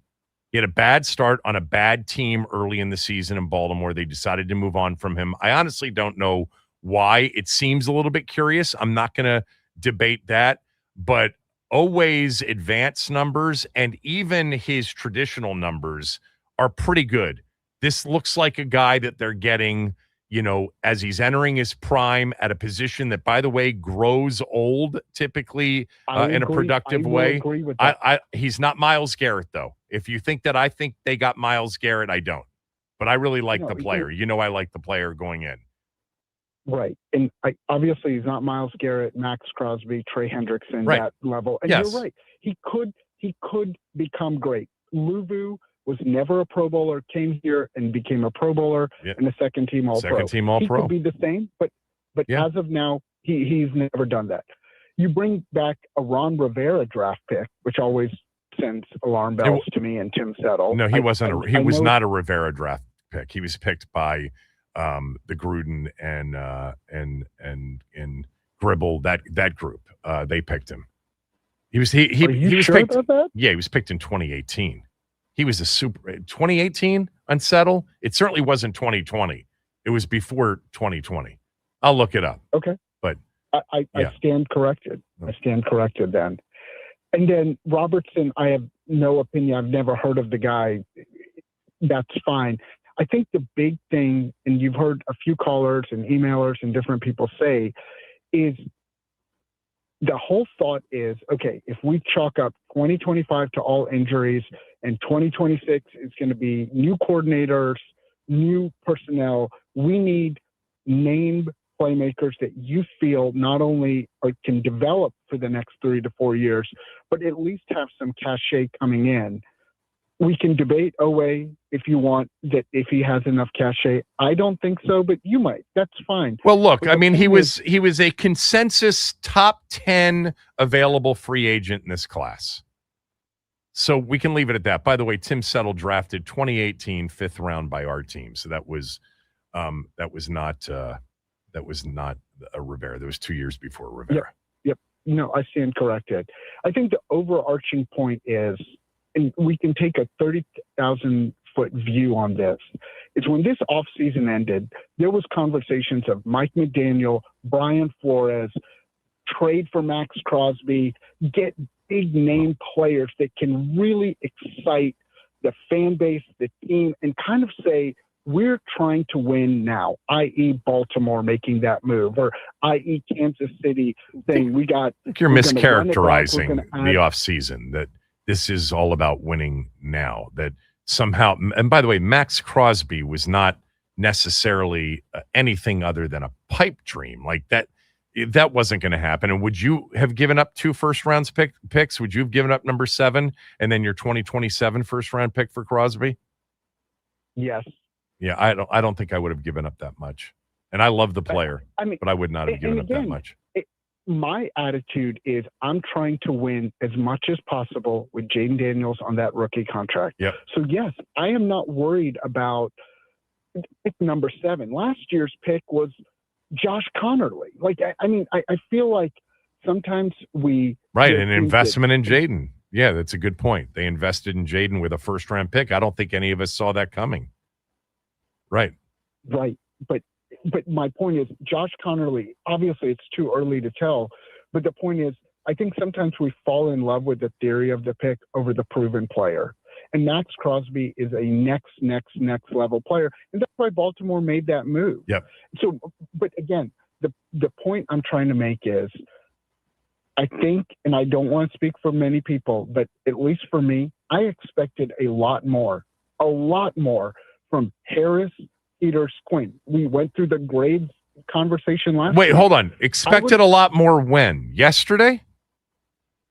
I'm saying the entire offseason. The coordinator hires, right? The players they picked up, the trades they've made. Mm-hmm. Again, if you look at this roster today, I bet you're not picking them to go to the Super Bowl like you did last year, Kevin. Well, but they don't have a game Sunday, Ian. Their game isn't for another 6 months. If they had traded, this is where it's not just you. You're not the only one. I don't have you. Is this your first free agency? Is this your first off season? No, it isn't. Kevin. So think about how these off seasons play out. They don't fix everything on day one of free agency. It's not how it works. Now, back to the assistant, back to the coordinators. Okay, you're underwhelmed with Durante Jones. You would have preferred to have had Brian Flores. That would have certainly been the splash hire, and I'd be really excited about it. Don't get me wrong. David Blau, I'm actually very intrigued, borderline excited about it, because I actually think he's legit, and I think a lot of people in the league feel he's legit. In terms of what they did yesterday, they spent the 4th most amount of money. They swung big on 3 players, 3 of the top 10 draft. They swung on 4, hit on 1. I'm actually glad they didn't land on 2 of the 3, Phillips and Pierce. Linderbaum, actually, I feel differently about. I think I'm in the minority on that one. And we have, free agency continues throughout the next couple of months and even after the draft. There are going to be a lot of opportunities for Washington to continue to add to this roster because, by the way, they don't have a choice. They have to add to the roster. They had the fewest number of players under contract before free agency began. So I'd rather actually sit back and wait and judge what they did when it's over and they're getting ready to kick off in September, and we look at the roster then. As far as the coordinators, we're not going to know because we're going to have those question marks until we start to see them in action. And it's going to take more than, just a few games. And it will with some of the new players as well. How would you feel like if Chris Paul came back or Deebo Samuel came back? I'm actually curious about that. So Chris Paul, I've heard Steve Suter's breakdown. Yes, I think that's awesome. Yeah. That would be fantastic. On Deebo Samuel, I wasn't a fan of him last year. I think he's somebody that has just constantly been overhyped. And again, you're not expecting a ton from him, but I don't think that's the direction you want to go. Right. Like you said, you want to be younger, more explosive, I agree. more durable. Yeah. More durable. But again, like Kevin, I think we're doing a little bit of minutia versus larger. If they had made splash moves yesterday and gotten, I don't know, traded for Myles Garrett or some extreme example of Max Crosby, you would be coming in here being like, I'm excited. This team is all in.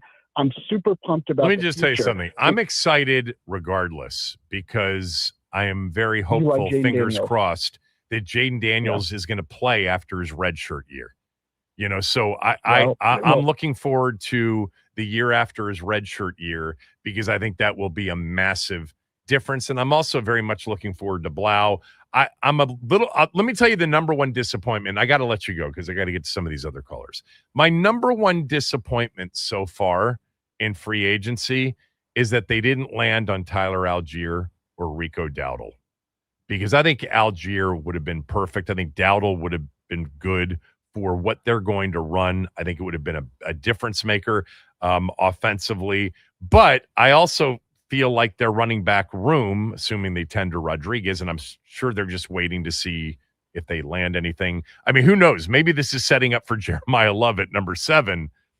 But a lot of people feel now that Love won't even be available at 7. Let's go to Jim in Salisbury. Jim, go ahead, man. Thanks for holding. Oh, yeah. Hey, Kevin. How you doing? I'm well. Good. I just had a couple quick thoughts on defensively and offensively. The one of the names that I was hoping we would target in free agency would have been Devin Lloyd from Jacksonville. I like Dean better. I like Dean better. I can't believe that the Raiders signed 2 of those linebackers. But, yeah, I mean, Devin Lloyd had a great season. He did. Yeah, and I thought I think he went to Carolina, if I'm not mistaken. Yeah, but Carolina's been busy, man. Interestingly, at 7, I think we could be interested in Styles or if Reese falls, and I think one of those 2 could maybe fill that same role. But I do like the Oweh signing personally. It's not. I don't think it's a household name for most people, but based off of what I've seen, I think that's a solid first day signing. Yeah, I do too. Definitely. Yeah. Offensively, I was wondering if we were ever interested in Mike Evans. Because I know it seemed like the rhetoric would have been that he was going to sign like a 1-year deal with somebody. And he ended up signing that 3-year deal with San Francisco. I'll tell you what, I wondered if I was just telling Max during the break, that might be my overall favorite signing so far in free agency. It's such a perfect fit for him. I mean, if I were a Tampa fan, I'd be crushed. But that with Kyle Shanahan and that offense, with Kittle, with McCaffrey, imagine now you have a guy on the field. They had this with Ayuk to a certain degree in 2023, where you've essentially got to take a second defender to cover Mike Evans and what that does for Kittle and McCaffrey. I think that is a great signing for San Francisco. And the 49ers and the Rams and the Seahawks in that NFC West on paper, even though the Seahawks lost Kenneth Walker III, they kept Shaheed. They're going to obviously sign Smith-Njigba to some massive deal. But that division, man, on paper, last year it was loaded. It's loaded again this year. And then I guess the last question would be, isn't David Njoku a free agent? Yes, he's still out there. Chigakonkwo's still out there. Yeah. Should we be in the Njoku market? I'm in the Chigakonkwo market. I've been talking about him for months. Now he's a Maryland guy, so I followed his career very closely. I just think he'd be a perfect fit. He's a 3-down tight end. He's ridiculous after the catch.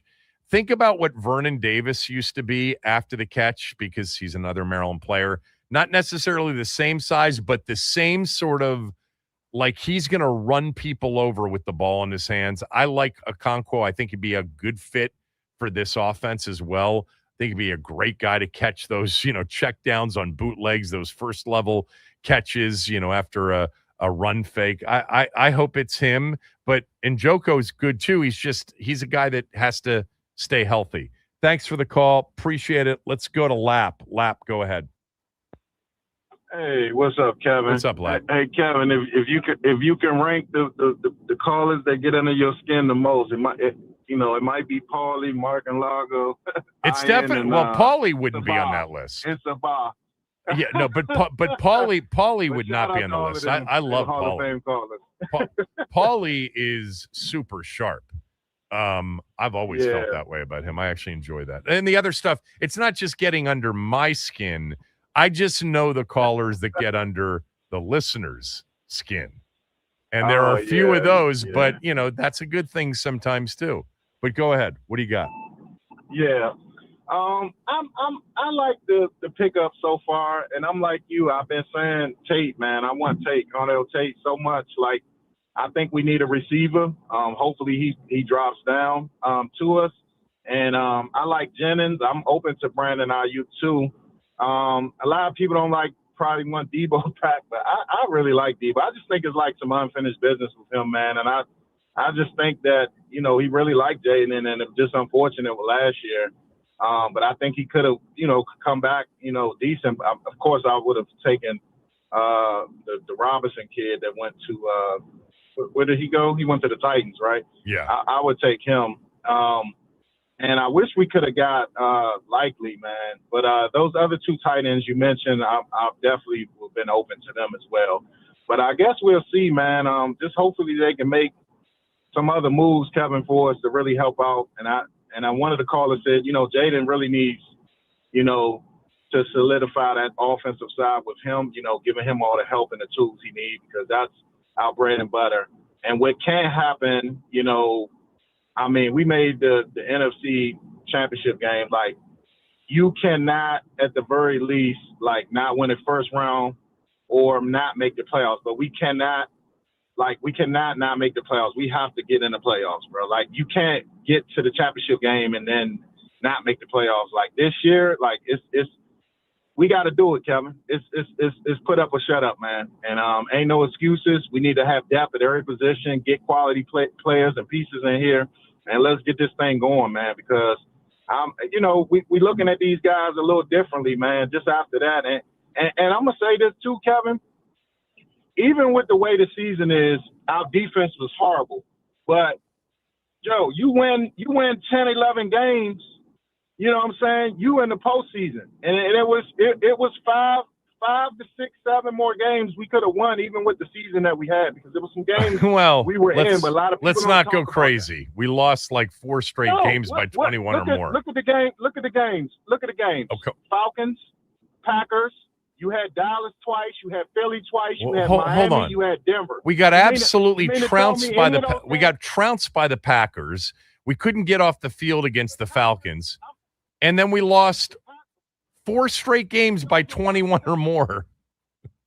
Yeah, those were one-possession games. I'm talking about the games we were actually in. The Packers and the Falcons, those were winnable games. No, they weren't. No, they weren't. The Packers game was not winnable. Look at the score. The Packers game was. What do you mean? It was 27-10. We got annihilated. That game was so one-sided.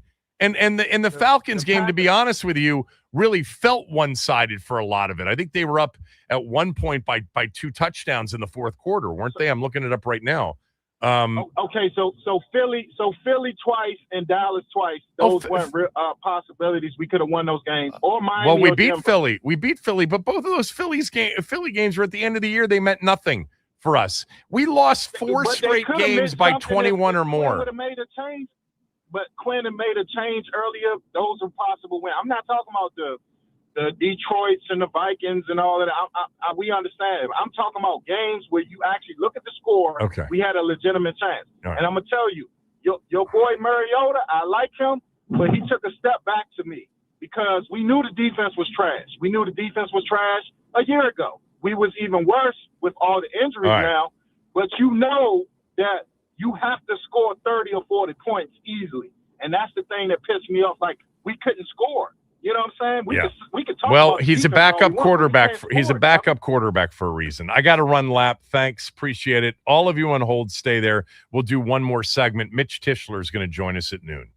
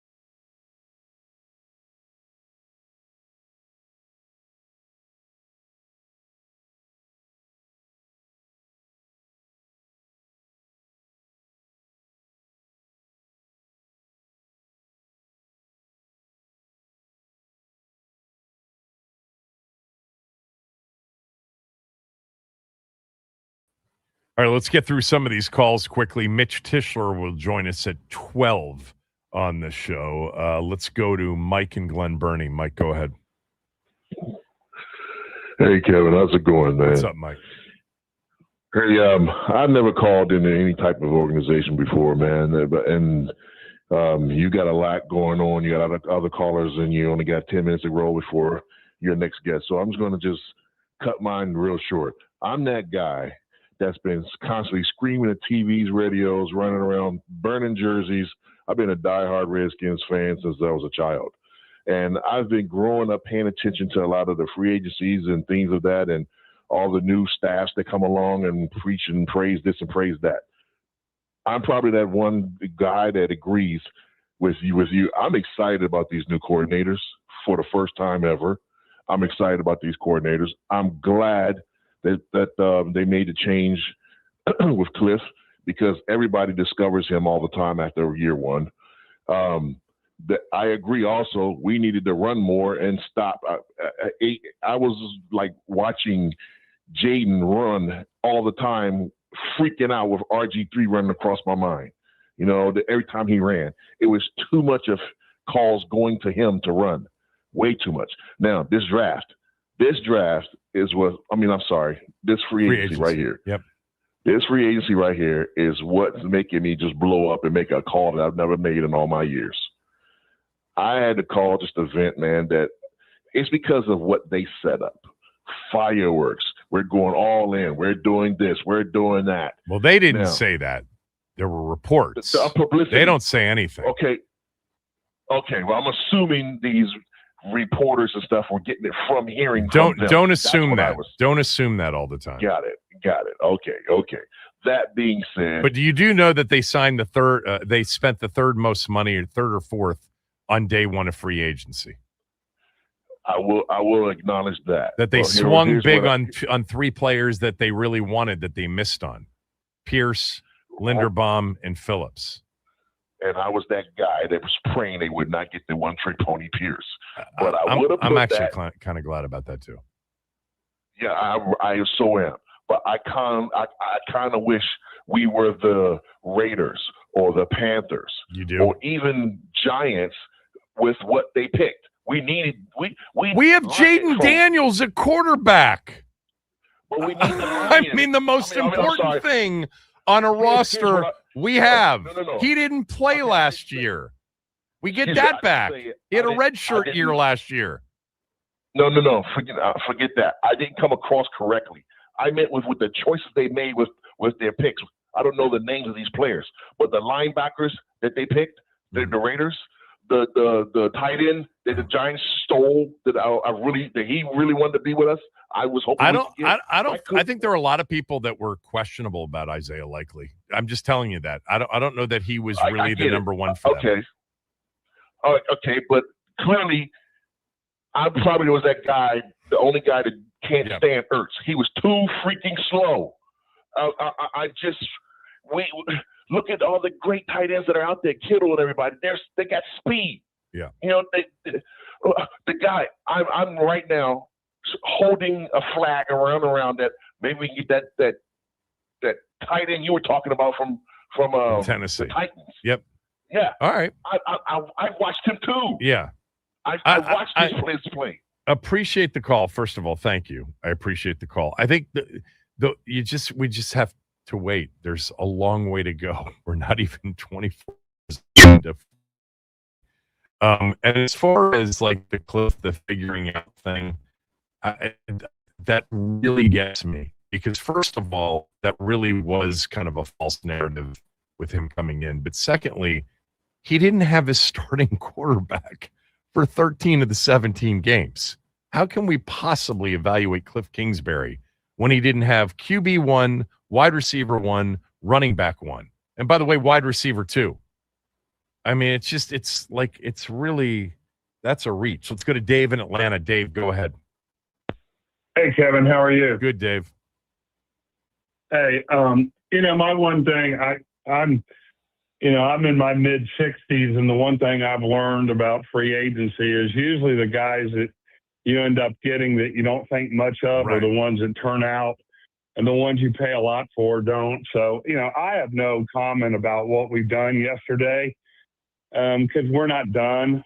I'd like us to get some linebackers and some receivers, but am I dreaming that Dan Quinn and some other people on our team said that they were looking at Brandon Coleman to move to center and that he actually took some snaps and was really athletic? And the reason I bring that up is I don't know. No one ever talks about that, but I mean, is that a remote possibility? I don't think so.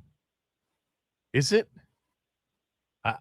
I'm trying to think. At TCU, did he play tackle and guard? Yeah, guard and tackle. Yeah, he didn't play center. No. Yeah. No. I don't think so, Dave. I think that Okay. Allegretti is the player on the roster that they probably think can be the starting center. And I look, the fact that they were in on Tyler Linderbaum until the money got out of control with the Raiders tells you that they did think that when they got rid of Biotish that they might be able to solve the problem in free agency. And maybe Linderbaum was the target all along.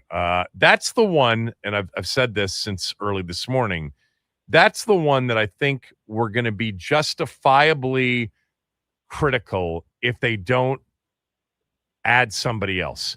If we go to training camp and Nick Allegretti is the starting center and Tyler Biotish was under contract for one more year, I think that there would be reasonable criticism in that area because they didn't solve the problem that they thought they could solve.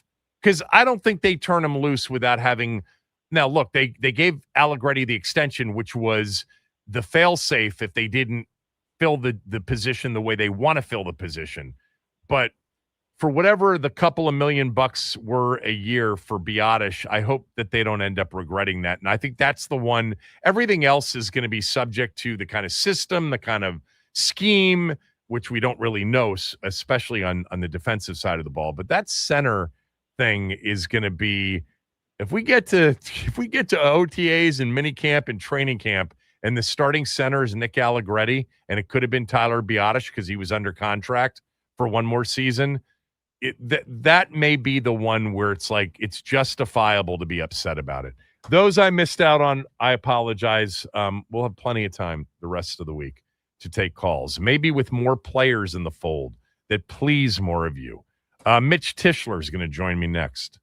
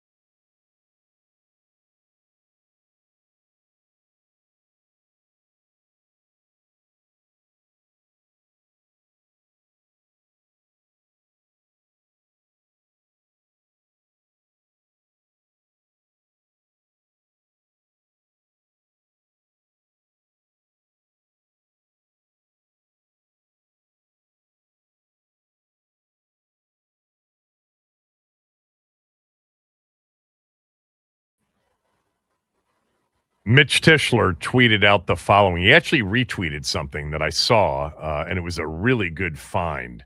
Micah Parsons was asked on social media, who's the most underrated pass rusher in the league, in your opinion? Someone with great technique but hasn't had the total numbers yet. And Micah Parsons said Alex Highsmith, Jared Verse, or Owe. Now, he is a Penn State guy. Both of them are. So that could play into his answer a little bit.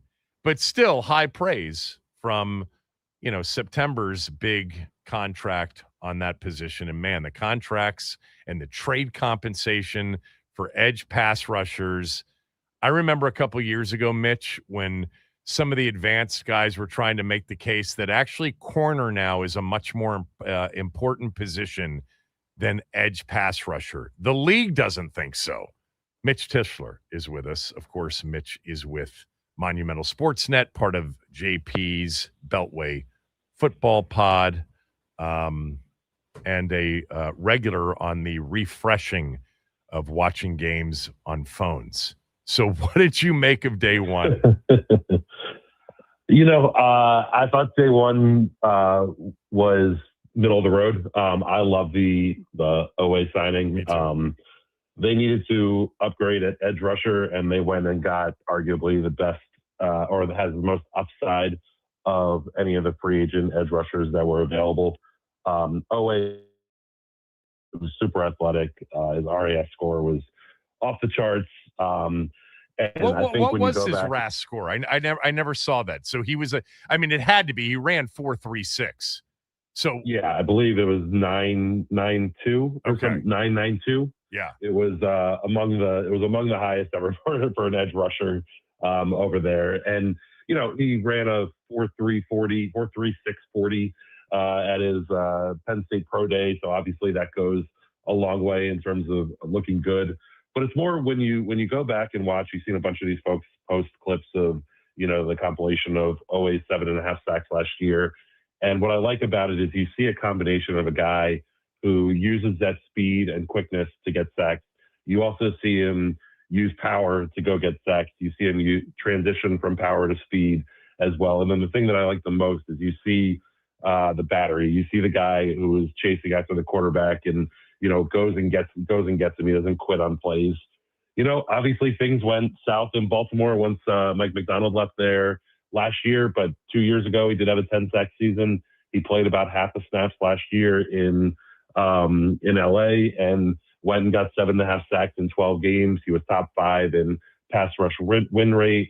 All those things are great on paper, but you got to see it happen in the games. And to me, aside from seeing all the different ways that he's able to go win, you point out he had 3 sacks in the playoff game against the Patriots there.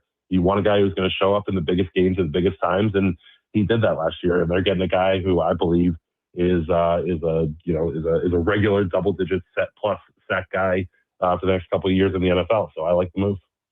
Yeah, he not only had 3 sacks against the Patriots and Drake May, he had 2 forced fumbles in that playoff game as well. And literally that defense kept them in that game because they could not move the football with that offensive line against New England in that wild card weekend game. So of the 3 players that we now have a sense they were really interested in, Alec Pierce, Tyler Linderbaum, and Jalen Phillips, are you upset that they didn't get, one or more of those 3? I wouldn't say upset. We've all been around this burgundy and gold franchise forever and seen, front offices and ownerships write blank checks and how that kind of turns out, long-term for the team. I like that they were aggressive in trying to go after their guys, but I also like to some extent that they had a cap where they were willing to go. So I think Alec Pierce is going to be a $30 million a year wide receiver moving forward. No. Do I think he's a really good player? Absolutely. And I think you have to kind of balance, the aggressiveness with also an understanding of not overextending yourself and getting yourself into bad contracts. Tyler Linderbaum, that contract is a behemoth over there, and he's a great player. Would I have signed him? No. But would I have also cut Tyler Biadasz? No. So they kind of created a issue where there wasn't necessarily one. And there are some players still out there that they can go after at center who would be an upgrade.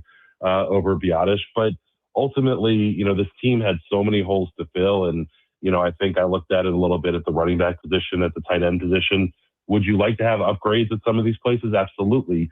But you also have places where you don't need upgrades. You need an entire starter. You need somebody who's going to step in. And so they really need to concentrate on filling out some of these holes and getting some younger players into key positions, particularly on defense, obviously.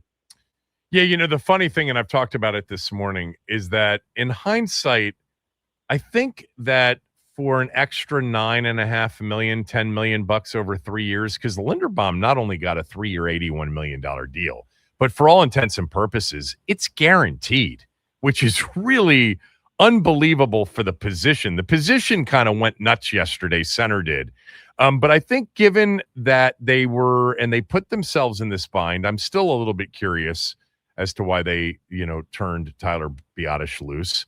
But I think to have his talent, his production, his wisdom for maybe not only the next contract, but a one that would follow it with a young quarterback, I think that's the one I may have just said, I know it's crazy to pay a center 27 or north of 27 million a year, but we're going to do it. I feel that way after the fact. I didn't feel that way to begin with because I was so blown away with the number that the Raiders paid him. But man, this center position, this is the one that I think is a threat to their offseason a little bit if we get to, you know, August and Nick Allegretti is the starting center. And that's where I am with it too. I mean, if we get to, you know, OTAs, mini camps, training camp, and the plan is Nick Allegretti at center, I'm going to be pretty underwhelmed. You know, we are basically 24 hours removed from the start of the legal tampering period, so it's not a finished product yet. But if there isn't some addition to help out at that center position, it's certainly concerning. I don't want to take any shots at Chris Paul because I think he was a solid player last year. But you also have to look at Chris Paul getting an opportunity to play between Laramie Tunsil and Tyler Biotish and how much that helps the player as they're going through kind of their first string of NFL starts and then being a regular starter. Now all of a sudden you have a pretty big hole on that left side of the offensive line where, you know, guard and center are both presumably going to be, you know, new players or players that are starting for the first time there. And I think that's a real question mark. And because Linderbaum got so much money, when you start looking at, you know, the centers that, you know, are now still available, I think the Packers letting go of Elton Jenkins is going to be, you know, what number are you going to end up paying that guy who is, you know, 31, coming off a pretty major, you know, broken leg, and he seems to be back healthy again. But if you want to go that way, he was a guy who was a top 5 in pass blocking at the center position before he got injured. And, you know, he had a $25 million cap hit or a $25 million due to him this year for the Packers. Are you going to pay him $25 million, or do you just go and pay Linderbaum, you know, that full 3-year, $80 million freight? It's a little bit curious, and certainly to me, the biggest question right now with the Commanders team is how the heck are they going to solidify up this offensive line that played pretty well last year. We're talking to Mitch Tischler, of course, Monumental Sportsnet. You know, I'm actually now wondering if there's a chance Chris Paul could come back if he tests the market. And this is part of the process. Teams will say, go test the market. We love you. If you don't get what you think you should get, we still are here for you, and we'd talk to you about it. I don't know that that's dead yet. I thought it was dead before yesterday, and it's only been 24 hours, but we'll see what happens. But it is strange, and I've said this so many times, that when the season ended, it's like, all right, offensive line, we're good. Running back room, we're okay. And 2/5 of the offensive line essentially now needs another player. All right, what is at the top of your list today and beyond that you want to see happen specific to player names? Yeah, I mean, I would start with I want to see what happens with this Trey Hendrickson market. I know that spending a lot of money on Elway certainly would seem counterintuitive to also go after Hendrickson, but the fact of the matter is clearly his market hasn't developed the way that he or his representatives thought that it may have. And if you're able to go get him on a 2-year, $20-25 million deal, that dude is a productive player and would help out obviously the continued pass rush a fair amount. Now, am I going to start? There's a ceiling to that where I'm willing to go. And obviously, I don't want to go, to the 27, 30, 30 plus million that goes there. I mentioned Upton Jenkins. I think you've kind of put yourself in a little bit of a corner here where you need to go make a move at center. At least in my opinion, I think they do. And I think ultimately they need to start looking at paying up in that direction. And then wide receiver is the other one. I'm not sure exactly what that's going to look like. We can all talk about Brandon Ayuk and, wait to kind of see what that thing is going to end up looking like. But he's not available at the moment. So you need to, start planning otherwise.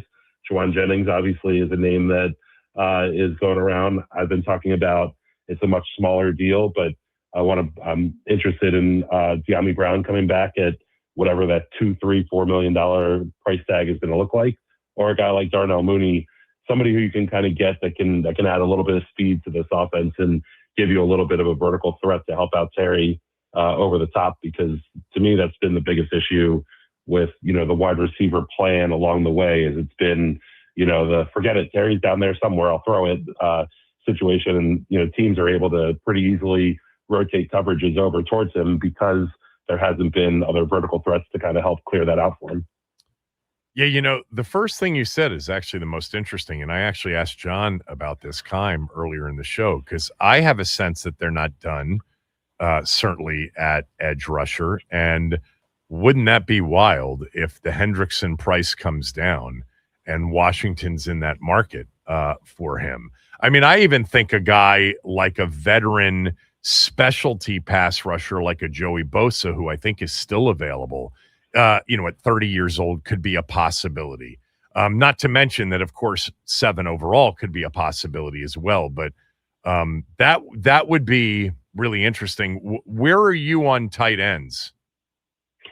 Yeah, listen, I like Chigakonkwo a lot. Me too. I think that he would add a ton to this team. And from the time that we started talking about free agency, I know a lot of fans were talking about Isaiah Likely. Okonkwo was somebody who I kind of tabbed early as somebody that I'd like to see them go get. He's a guy, who has pretty elite speed and explosiveness. And I think, again, when you look at kind of the totality of the passing game, you need more explosiveness in that passing game. And I talked about some of the receivers.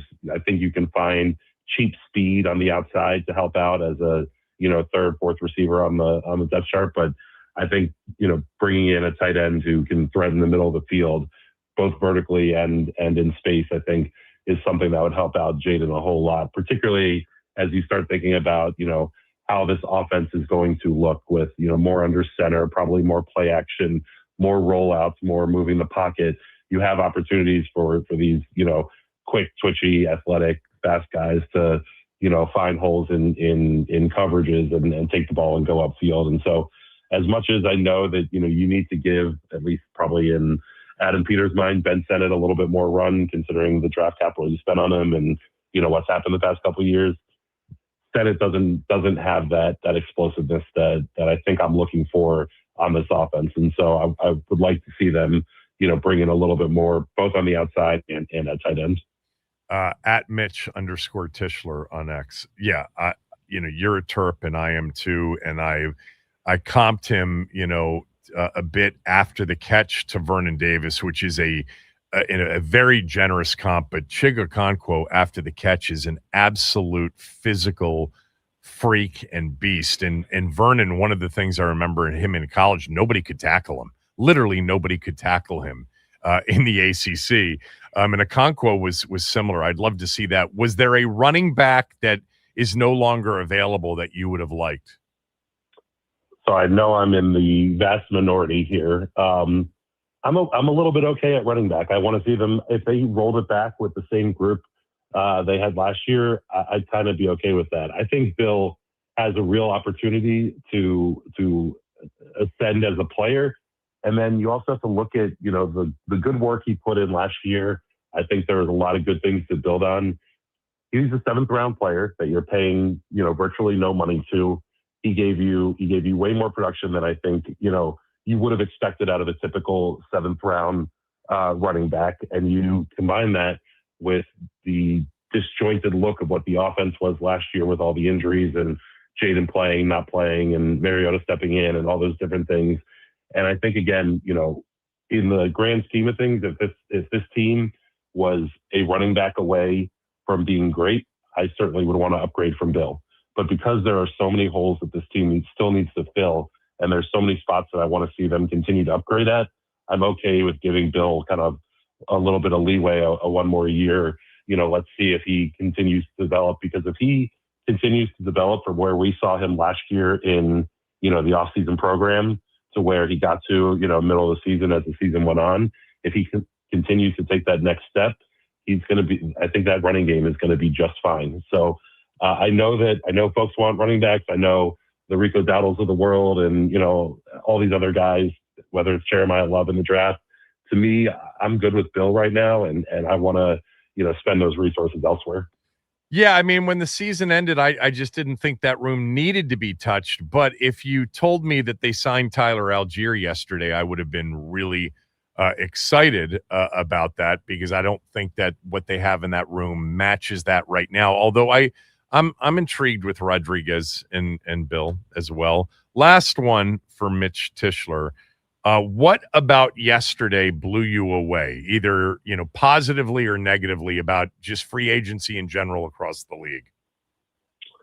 I think the Tyler Linderbaum contract to me was just absolutely banana land. To see a center, and I'm not taking anything away from Linderbaum. He is an incredible player, and he's a young player, so I understand why he would get so much money. But to up the dollar value from the highest paid centers / best centers in the world by 50%, by $9 million above the previously top paid guy is just crazy to me. You usually don't see single positions take that big of a jump in one off season. You don't see interior linemen get paid that way. I was shocked by it, and I think ultimately there's going to be shockwaves of that, throughout the rest of O-line deals as the league moves forward, both this year and in the future. Again, I think the most amazing part of that deal is it's all guaranteed, basically. That's amazing. Like, it is the biggest deal, not just for a center, but for a guard in NFL history. And it's at $27 million a year. And it's not technically all guaranteed, but like the 1 year of base salary that isn't guaranteed, there's no chance he won't be on the roster to collect that. And conceptually, it makes sense for the Raiders. I mean, you drafted Ashton Genty last year. Yeah. You're going to draft Fernando Mendoza this year. Like, I don't hate the approach from the Raiders. I'm just shocked by the dollar value. Look, I think one of the reasons Washington's first, free agent signings in 2024 was a veteran center, a guy that could keep everything calm and under control at the line of scrimmage with what they knew would be a rookie quarterback. And that's where the Raiders are as well. Thanks, Mitch. As always, appreciate it. Absolutely. Thanks so much. Mitch Tischler, everybody. Bruce Feldman, who's just flat out one of my favorites when it comes to college football and draft talk. He's my guest next.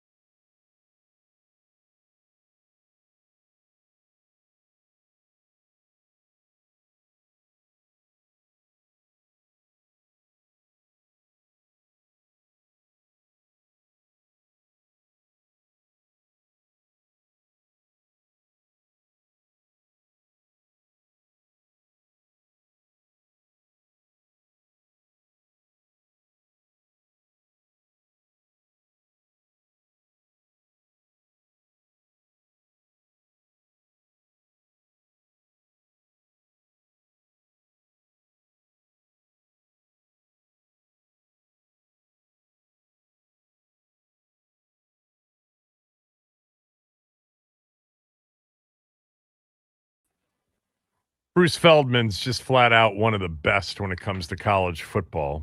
Does his best work on Fox and writes for The Athletic. He was at the Combine last week. We're going to take a moment to talk some NFL draft because it is kind of quiet for the moment on the NFL free agency front. Bruce is back with us. Always appreciate his time. So what for you were the big takeaways coming out of the Combine? Yeah, I didn't think this was going to be, and I don't think this is a great draft overall. I just feel like it's not in the top 10, group. There's some good players in there. I think there's maybe a great player here or there, but I don't think it's just deep on the front end. But I will say this group ran faster than any group that's been in Indy in terms of how it tested. Now, a lot of that was, I feel like, I do the freaks list every year. A lot of those guys not only lived up to the hype, they exceeded it, right? So it wasn't just the 40 times. It was that, but it was also, these tight ends. Eli Stowers is, at Vandy, was a elite tester, was a 39-inch vertical guy, in the off season. He comes at the Combine, he goes 45 and a half, which is insane. You had Kenyon Sadiq from Oregon, also, not a prototypical size tight end, but he runs 4.39 and tests phenomenal. The other piece of this also is some guys who are probably not expected to run that fast. They didn't run.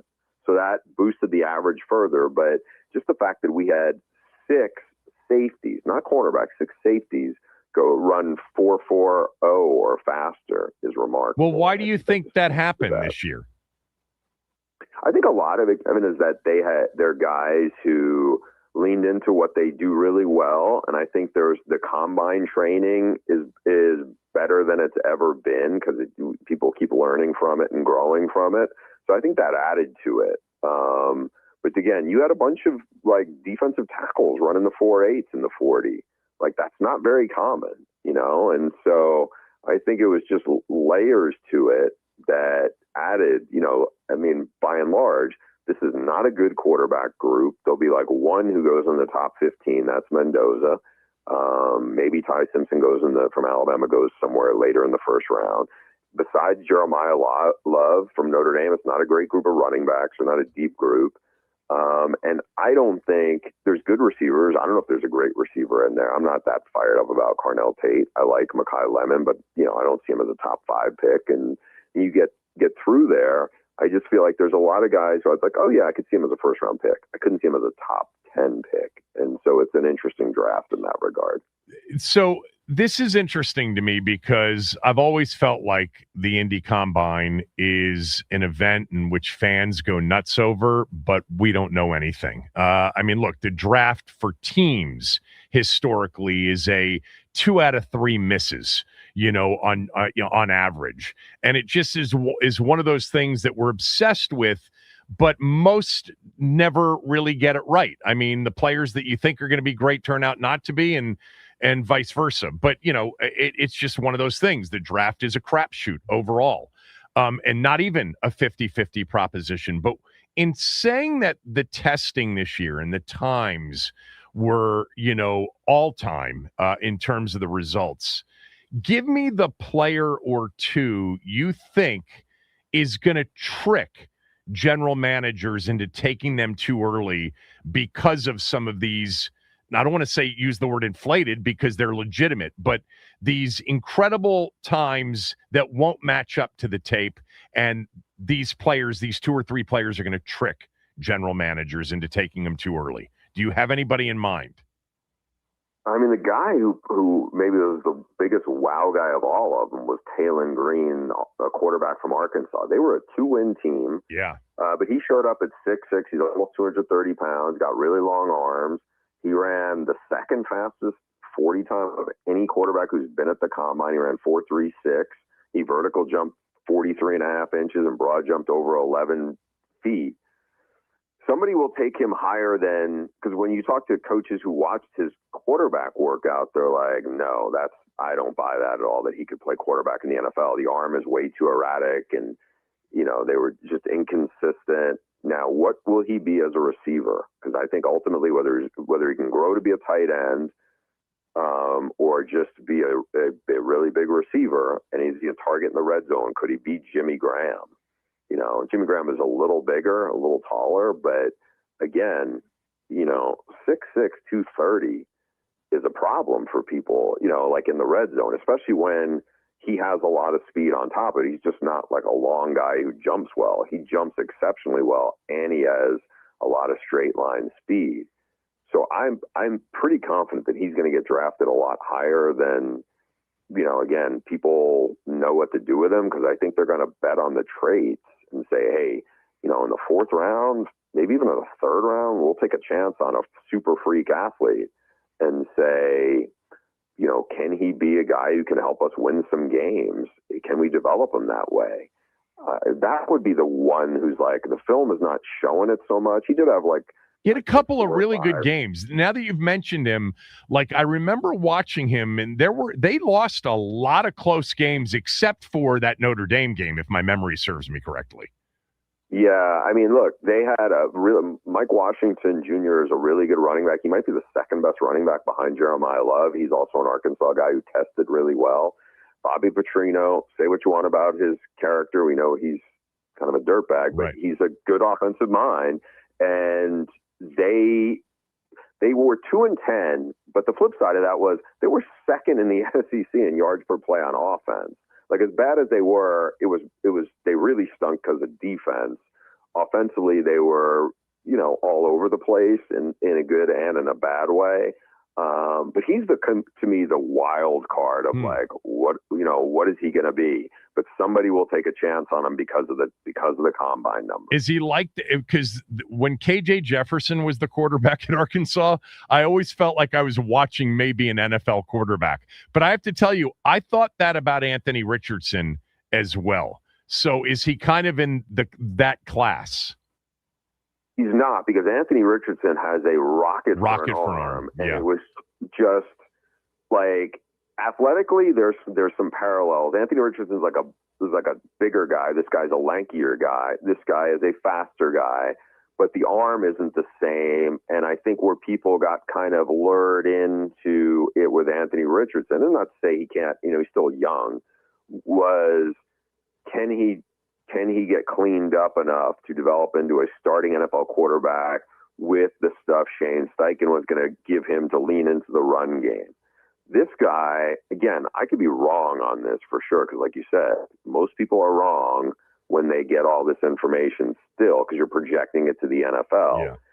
I'd be a little surprised if his arm is accurate enough where he could develop into a consistent NFL quarterback down the road.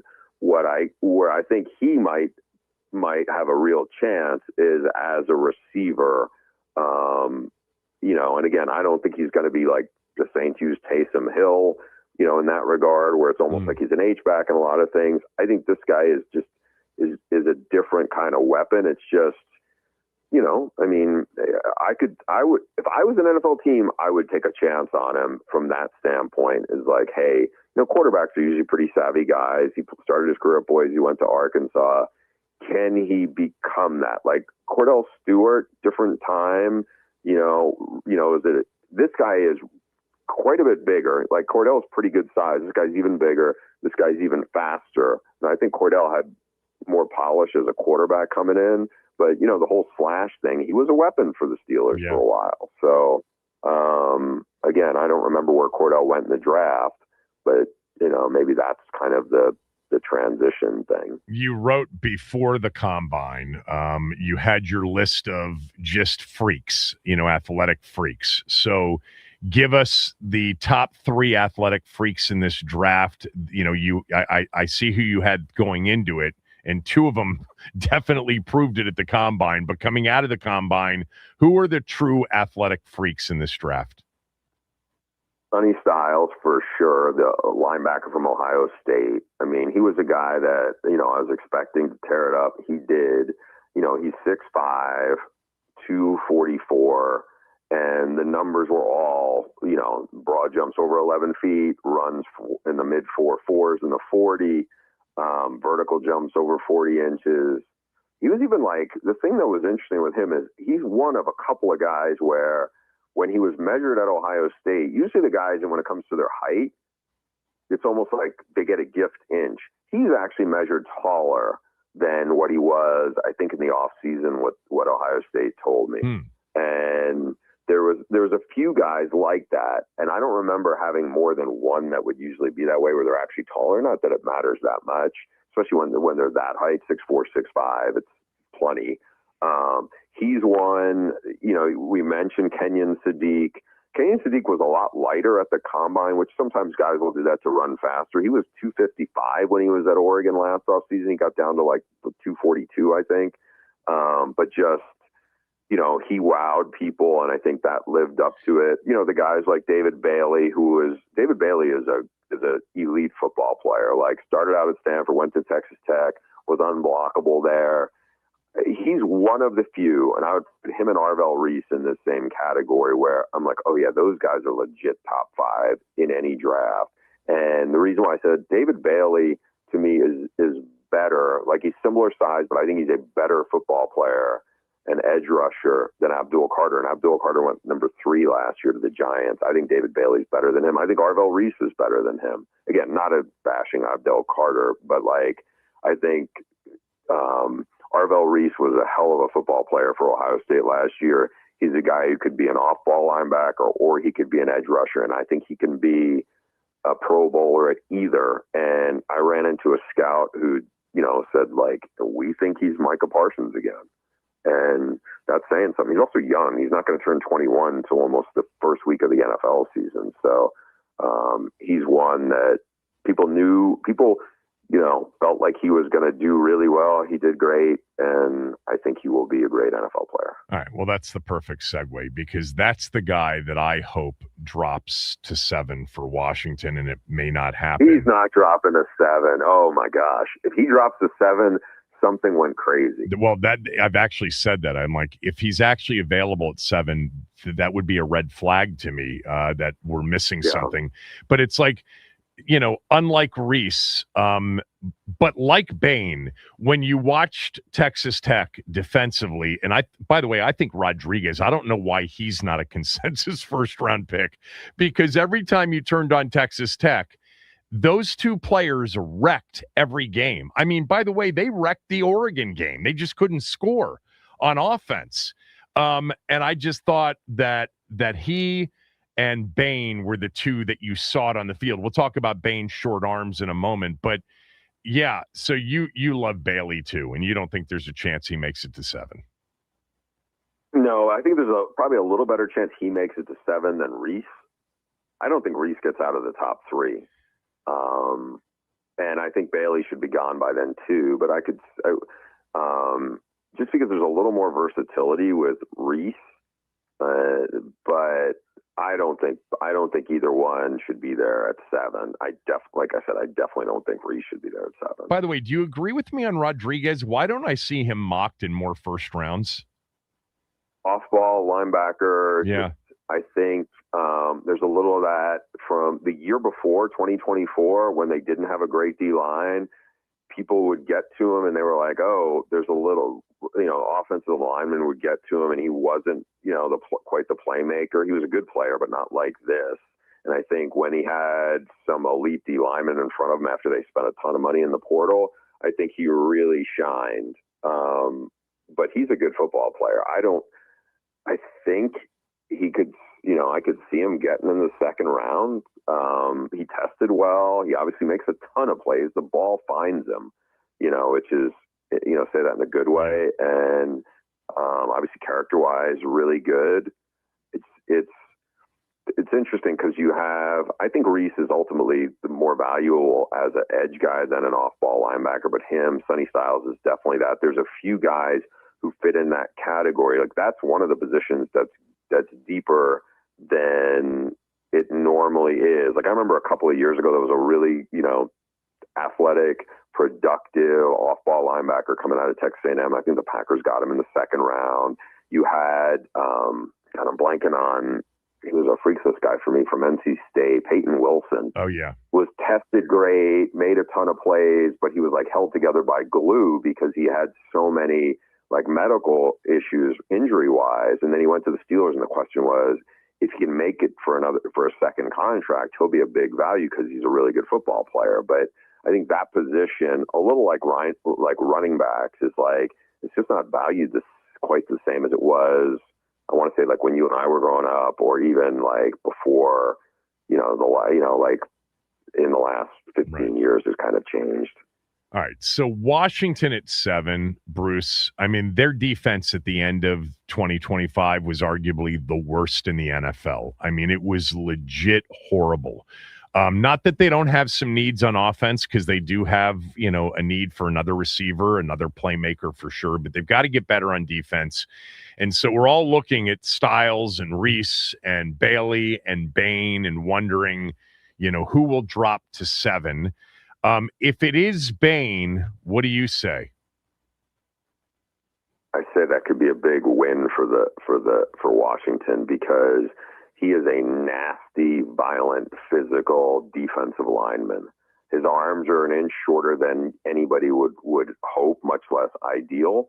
But when I asked some people in Indy last week, I was like, how big of a difference is it if his arms are 31 compared to 32 inches? And they're like, well, if his explosiveness and get off is good enough and he gets on people, that kind of mitigates some of that. And just the way he plays, I think he's a different kind of player, right? The other thing that's big for me is University of Miami was spinning its wheels. He was the one who committed there, and he did more to change the culture of the University of Miami football program than any player they had there. For lack of a better term, he was like an ass kicker. Right? Yeah. He's a Miami kid who decided to stay, and he got after people. And you saw it in the playoff. Indiana has a really good D lineman. That guy, Carter Smith, I don't know this for a fact, but this is something I've heard a bunch, from people I know at Indiana. He might have come out into this draft. He was their best offensive lineman, and he was their best offensive tackle. He got, I don't want to say embarrassed because they won the national title, but he got whipped in that national title game, and he decided to stay at Indiana for another year. There's other guys. Texas A&M has really good offensive tackles. Killed them. Bain whipped them. Yeah. Bain did damage against Ohio State. When the money was on the table, he was taking everybody's money, and so I would not bet against him. I know that there will be some teams that go, yeah, I'm not taking a defensive edge guy or a defensive lineman with sub 31-inch arms, but watch him on film. He is a really disruptive player, and I would think, whether I'm not saying he's Myles Garrett because he's not physically, but, and then again, who is, right? Right. But yeah. I think just in terms of how he gets after people, I would not bet against him. I forgot the Terps play today. I could see him in the Big Ten one tournament. Who slides, because if you said to me, 5 o'clock on Peacock, who has the highest floor, I would say Arvell Reese. I would put Bailey closer to that. Because we and would then carry I would say probably, probably Bain. Yeah, and I could go out and play Bain golf. may have probably has a higher ceiling to me than they definitely the can other win two guys, just because I saw what he did in the playoff. I saw what he Oregon's did for Miami terrible when they really needed him. Whereas I'm not saying those other guys didn't step up in the big stage. Was I on? As you said, like Texas Tech, was a one and done in the playoff because their offense fizzled. It wasn't because of the defense didn't dominate, but it wasn't. He got after Oregon's offensive tackles who are going to be NFL players. So again, I think Bain's a really interesting player, and if he goes 7, I think that's a good addition for Washington. By the way, Mesidor was a freak in those big games against A&M, Ohio State, Indiana, Ole Miss as well. I mean, and he actually has the better body type, but he's not going to be. Where does Mesidor go? I'm just curious. I would bet he goes, maybe goes to the Bills, who need an edge guy, 20 picks later. He's a little older. He has a little more of an injury history. Yeah. He is more of the measurables guy that fits. He is a really good player. I think like he was a very good player at Miami. Bain was a great player.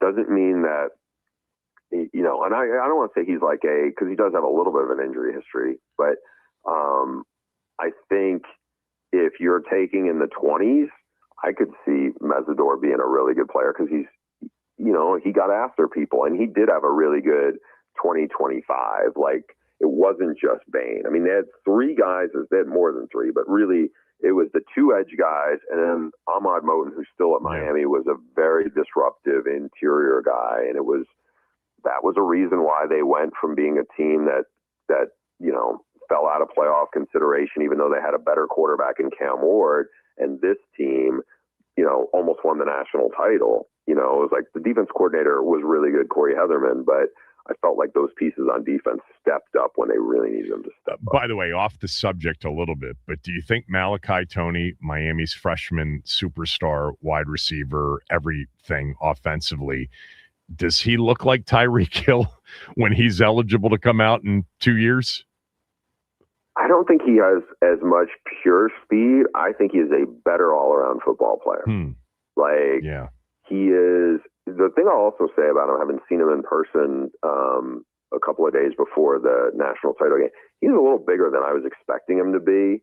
You know, the cornerback at Indiana, who's their best DB, D'Angelo Pons, is a really good player, but he's a shade under 5'9", and he was not at the combine, but you know, when he played, it was 173 pounds. And I met him and I saw him and I remember thinking, okay, Malachi's going to be just a little taller than him. Malachi was way thicker than him. Like Malachi is almost 5'11". He's around 190 pounds. And again, he should be a high school senior. He graduated high school a year early. So he's a phenomenal player just because he does everything for him. He's super smart. He's really competitive. He's really quick. Like, I'm not saying that he's going to be a better NFL player than Tyreek Hill because it's a long time between. You know, he's got 2 more years to go before he could even come out to the draft. But I think he does so many different things and is so advanced mentally too. Like Hill is shorter and explosive and all that. I think Toney's really explosive. Again, I don't think he has as much pure speed, but I think he may end up being a better football player. All right, number 7, all the defensive players are off the board. Jeremiah Love's still on the board. Carnell Tate's still on the board. If Styles, Bain, Reese, Bailey, and even Downs are all gone, who's the next best? Who would be the best player on the board at that point? Love, Tate, etc. I like Love more than Tate.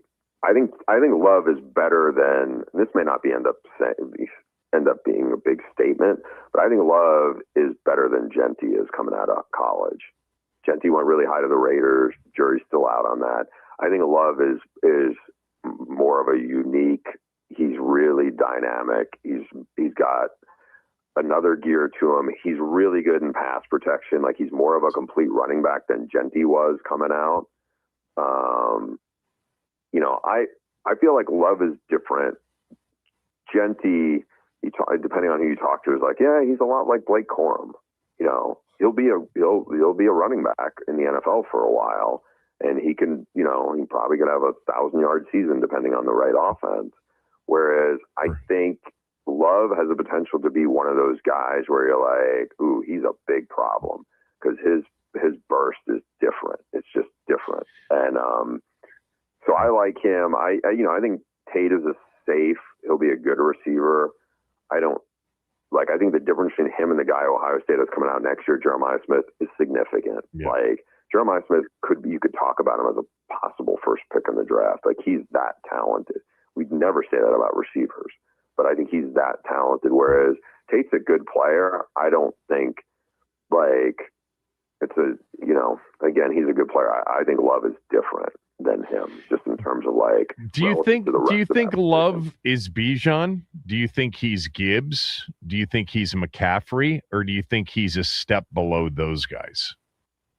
I think the one he's most like is Gibbs. You know, now I think he runs stronger than Gibbs. Gibbs to me, So Bijan is like, does everything. He's super shifty. He's good on the, similar to McCaffrey, and McCaffrey, they're showcased in different offenses, right? Right. I think, I think Love has the wow speed of Jahmyr Gibbs. And Jahmyr Gibbs, was like, there was a true, 1-2 punch where Montgomery was more the physical back. I think Love is more physical than Gibbs and has just like, more punch, more violence to him. And so I'm a big believer in him. I also think he's about as complete a back as we've had coming in, where they have some superpower in the burst. And also, like, he does everything. Like, he's been really coached well. I'm a big fan of him. Like, I think he's like top 5 kind of talent. Bruce Feldman, everybody from Fox, from The Athletic. He's excellent. We'll try to get him back on even before the draft. We're still a month and a half away from that. Update on what's going on in free agency. But before we get to that, Window Nation is offering 50% off all window and window styles right now for the month of March. Take advantage of Window Nation's 50% off everything. You're paying half price on everything you purchase. If you've been thinking about new windows, why not? Call them up at 866-90-NATION. Go to windownation.com. First step is to schedule a free in-home estimate. Doesn't cost you a thing. They won't obligate you to anything. They won't pressure you into anything. They are the absolute best product, best customer service, 45,000 5-star reviews on social media, and the best deal right now. Take the free estimate and you decide what to do. 866-90-NATION, windownation.com.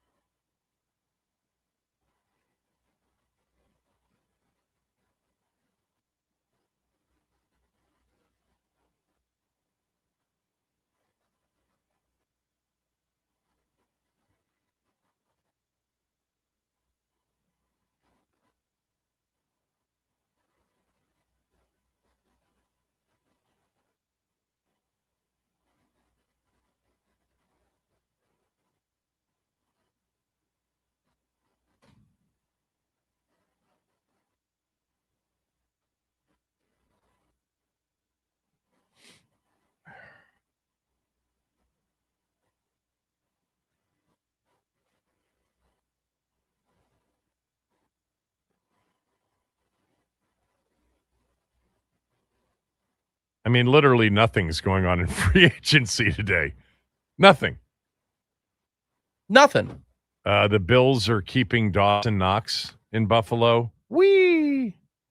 Let me read this because I wanted to read this a couple of weeks ago, 2 weeks ago. I think I did read it with Tommy on the podcast, but you told me I've not read it on the radio show. I would have remembered if you read this on the radio show. Lisa wrote me. This was after the Olympics, and I was talking about enjoying the figure skating, and Alyssa Liu, the figure skating gold medal champion. She wrote, Kevin, don't take this the wrong way, but I can't believe the things you know, and then sometimes I can't believe the things you don't know. I'm happy that you discovered Alyssa Liu during the Olympics, but how does someone whose job is in sports not know who Alyssa was before last week? She obviously sent this to me a week after the Olympics. She was the reigning world champion and a twice winner of the U.S. championships, including being the youngest winner ever at just age 13. I'm not sure I believe you. I'm not sure I believe that you didn't know her. It seemed to me like you just wanted us to think that you were too cool for school. It's the first thing I knew about you, Kevin. You were too cool for school. Women's figure skating. I love everything about your show, but that was not a good look. Lisa, I swear to you, on everything that's important in my life, I had never heard the woman's name. And I just discovered it by chance. I was flipping around channels, and all of a sudden, this profile of her came up before her final skate or free skate or whatever they call it. And I watched it. Her story was interesting. And then she skated this like flawless performance that everybody said was flawless. And even I knew, as just a fan of sport, that it was pretty good. But I swear that was not performative in any way, shape, or form. I didn't know who she was. I don't follow figure skating. There was a time way back in the day I followed figure skating. My guy, Joe Yasheroff, who I worked for and with at Channel 5 for many years, for you sports people in town, you know who Joe is, worked forever at Comcast Sportsnet and various places, one of my favorite people. Joe and I remember we went to this like post-Olympic figure skating thing at the Capitol Center with maybe Nancy Kerrigan. I don't know. I'm forgetting who it was. But no, I had no idea who Alyssa Liu was. And by your logic, I should be embarrassed not knowing who like the U.S. badminton champ is. And I don't know who that is either. I can't tell you right now for big money who the reigning MLS soccer champion is. No chance I could tell you that. But I do know that most of my listeners are now done listening to me talk about this, and they want me to talk about free agency, but there's nothing to say. Nothing. Nothing is happening. It's been ridiculously slow. But I did like the figure skating. I liked her. I liked the Olympics in general at the end of it. Every 4 years. It's, inspiring, especially when they're really into the United States of America. All right, people, done for the day. Chris is next.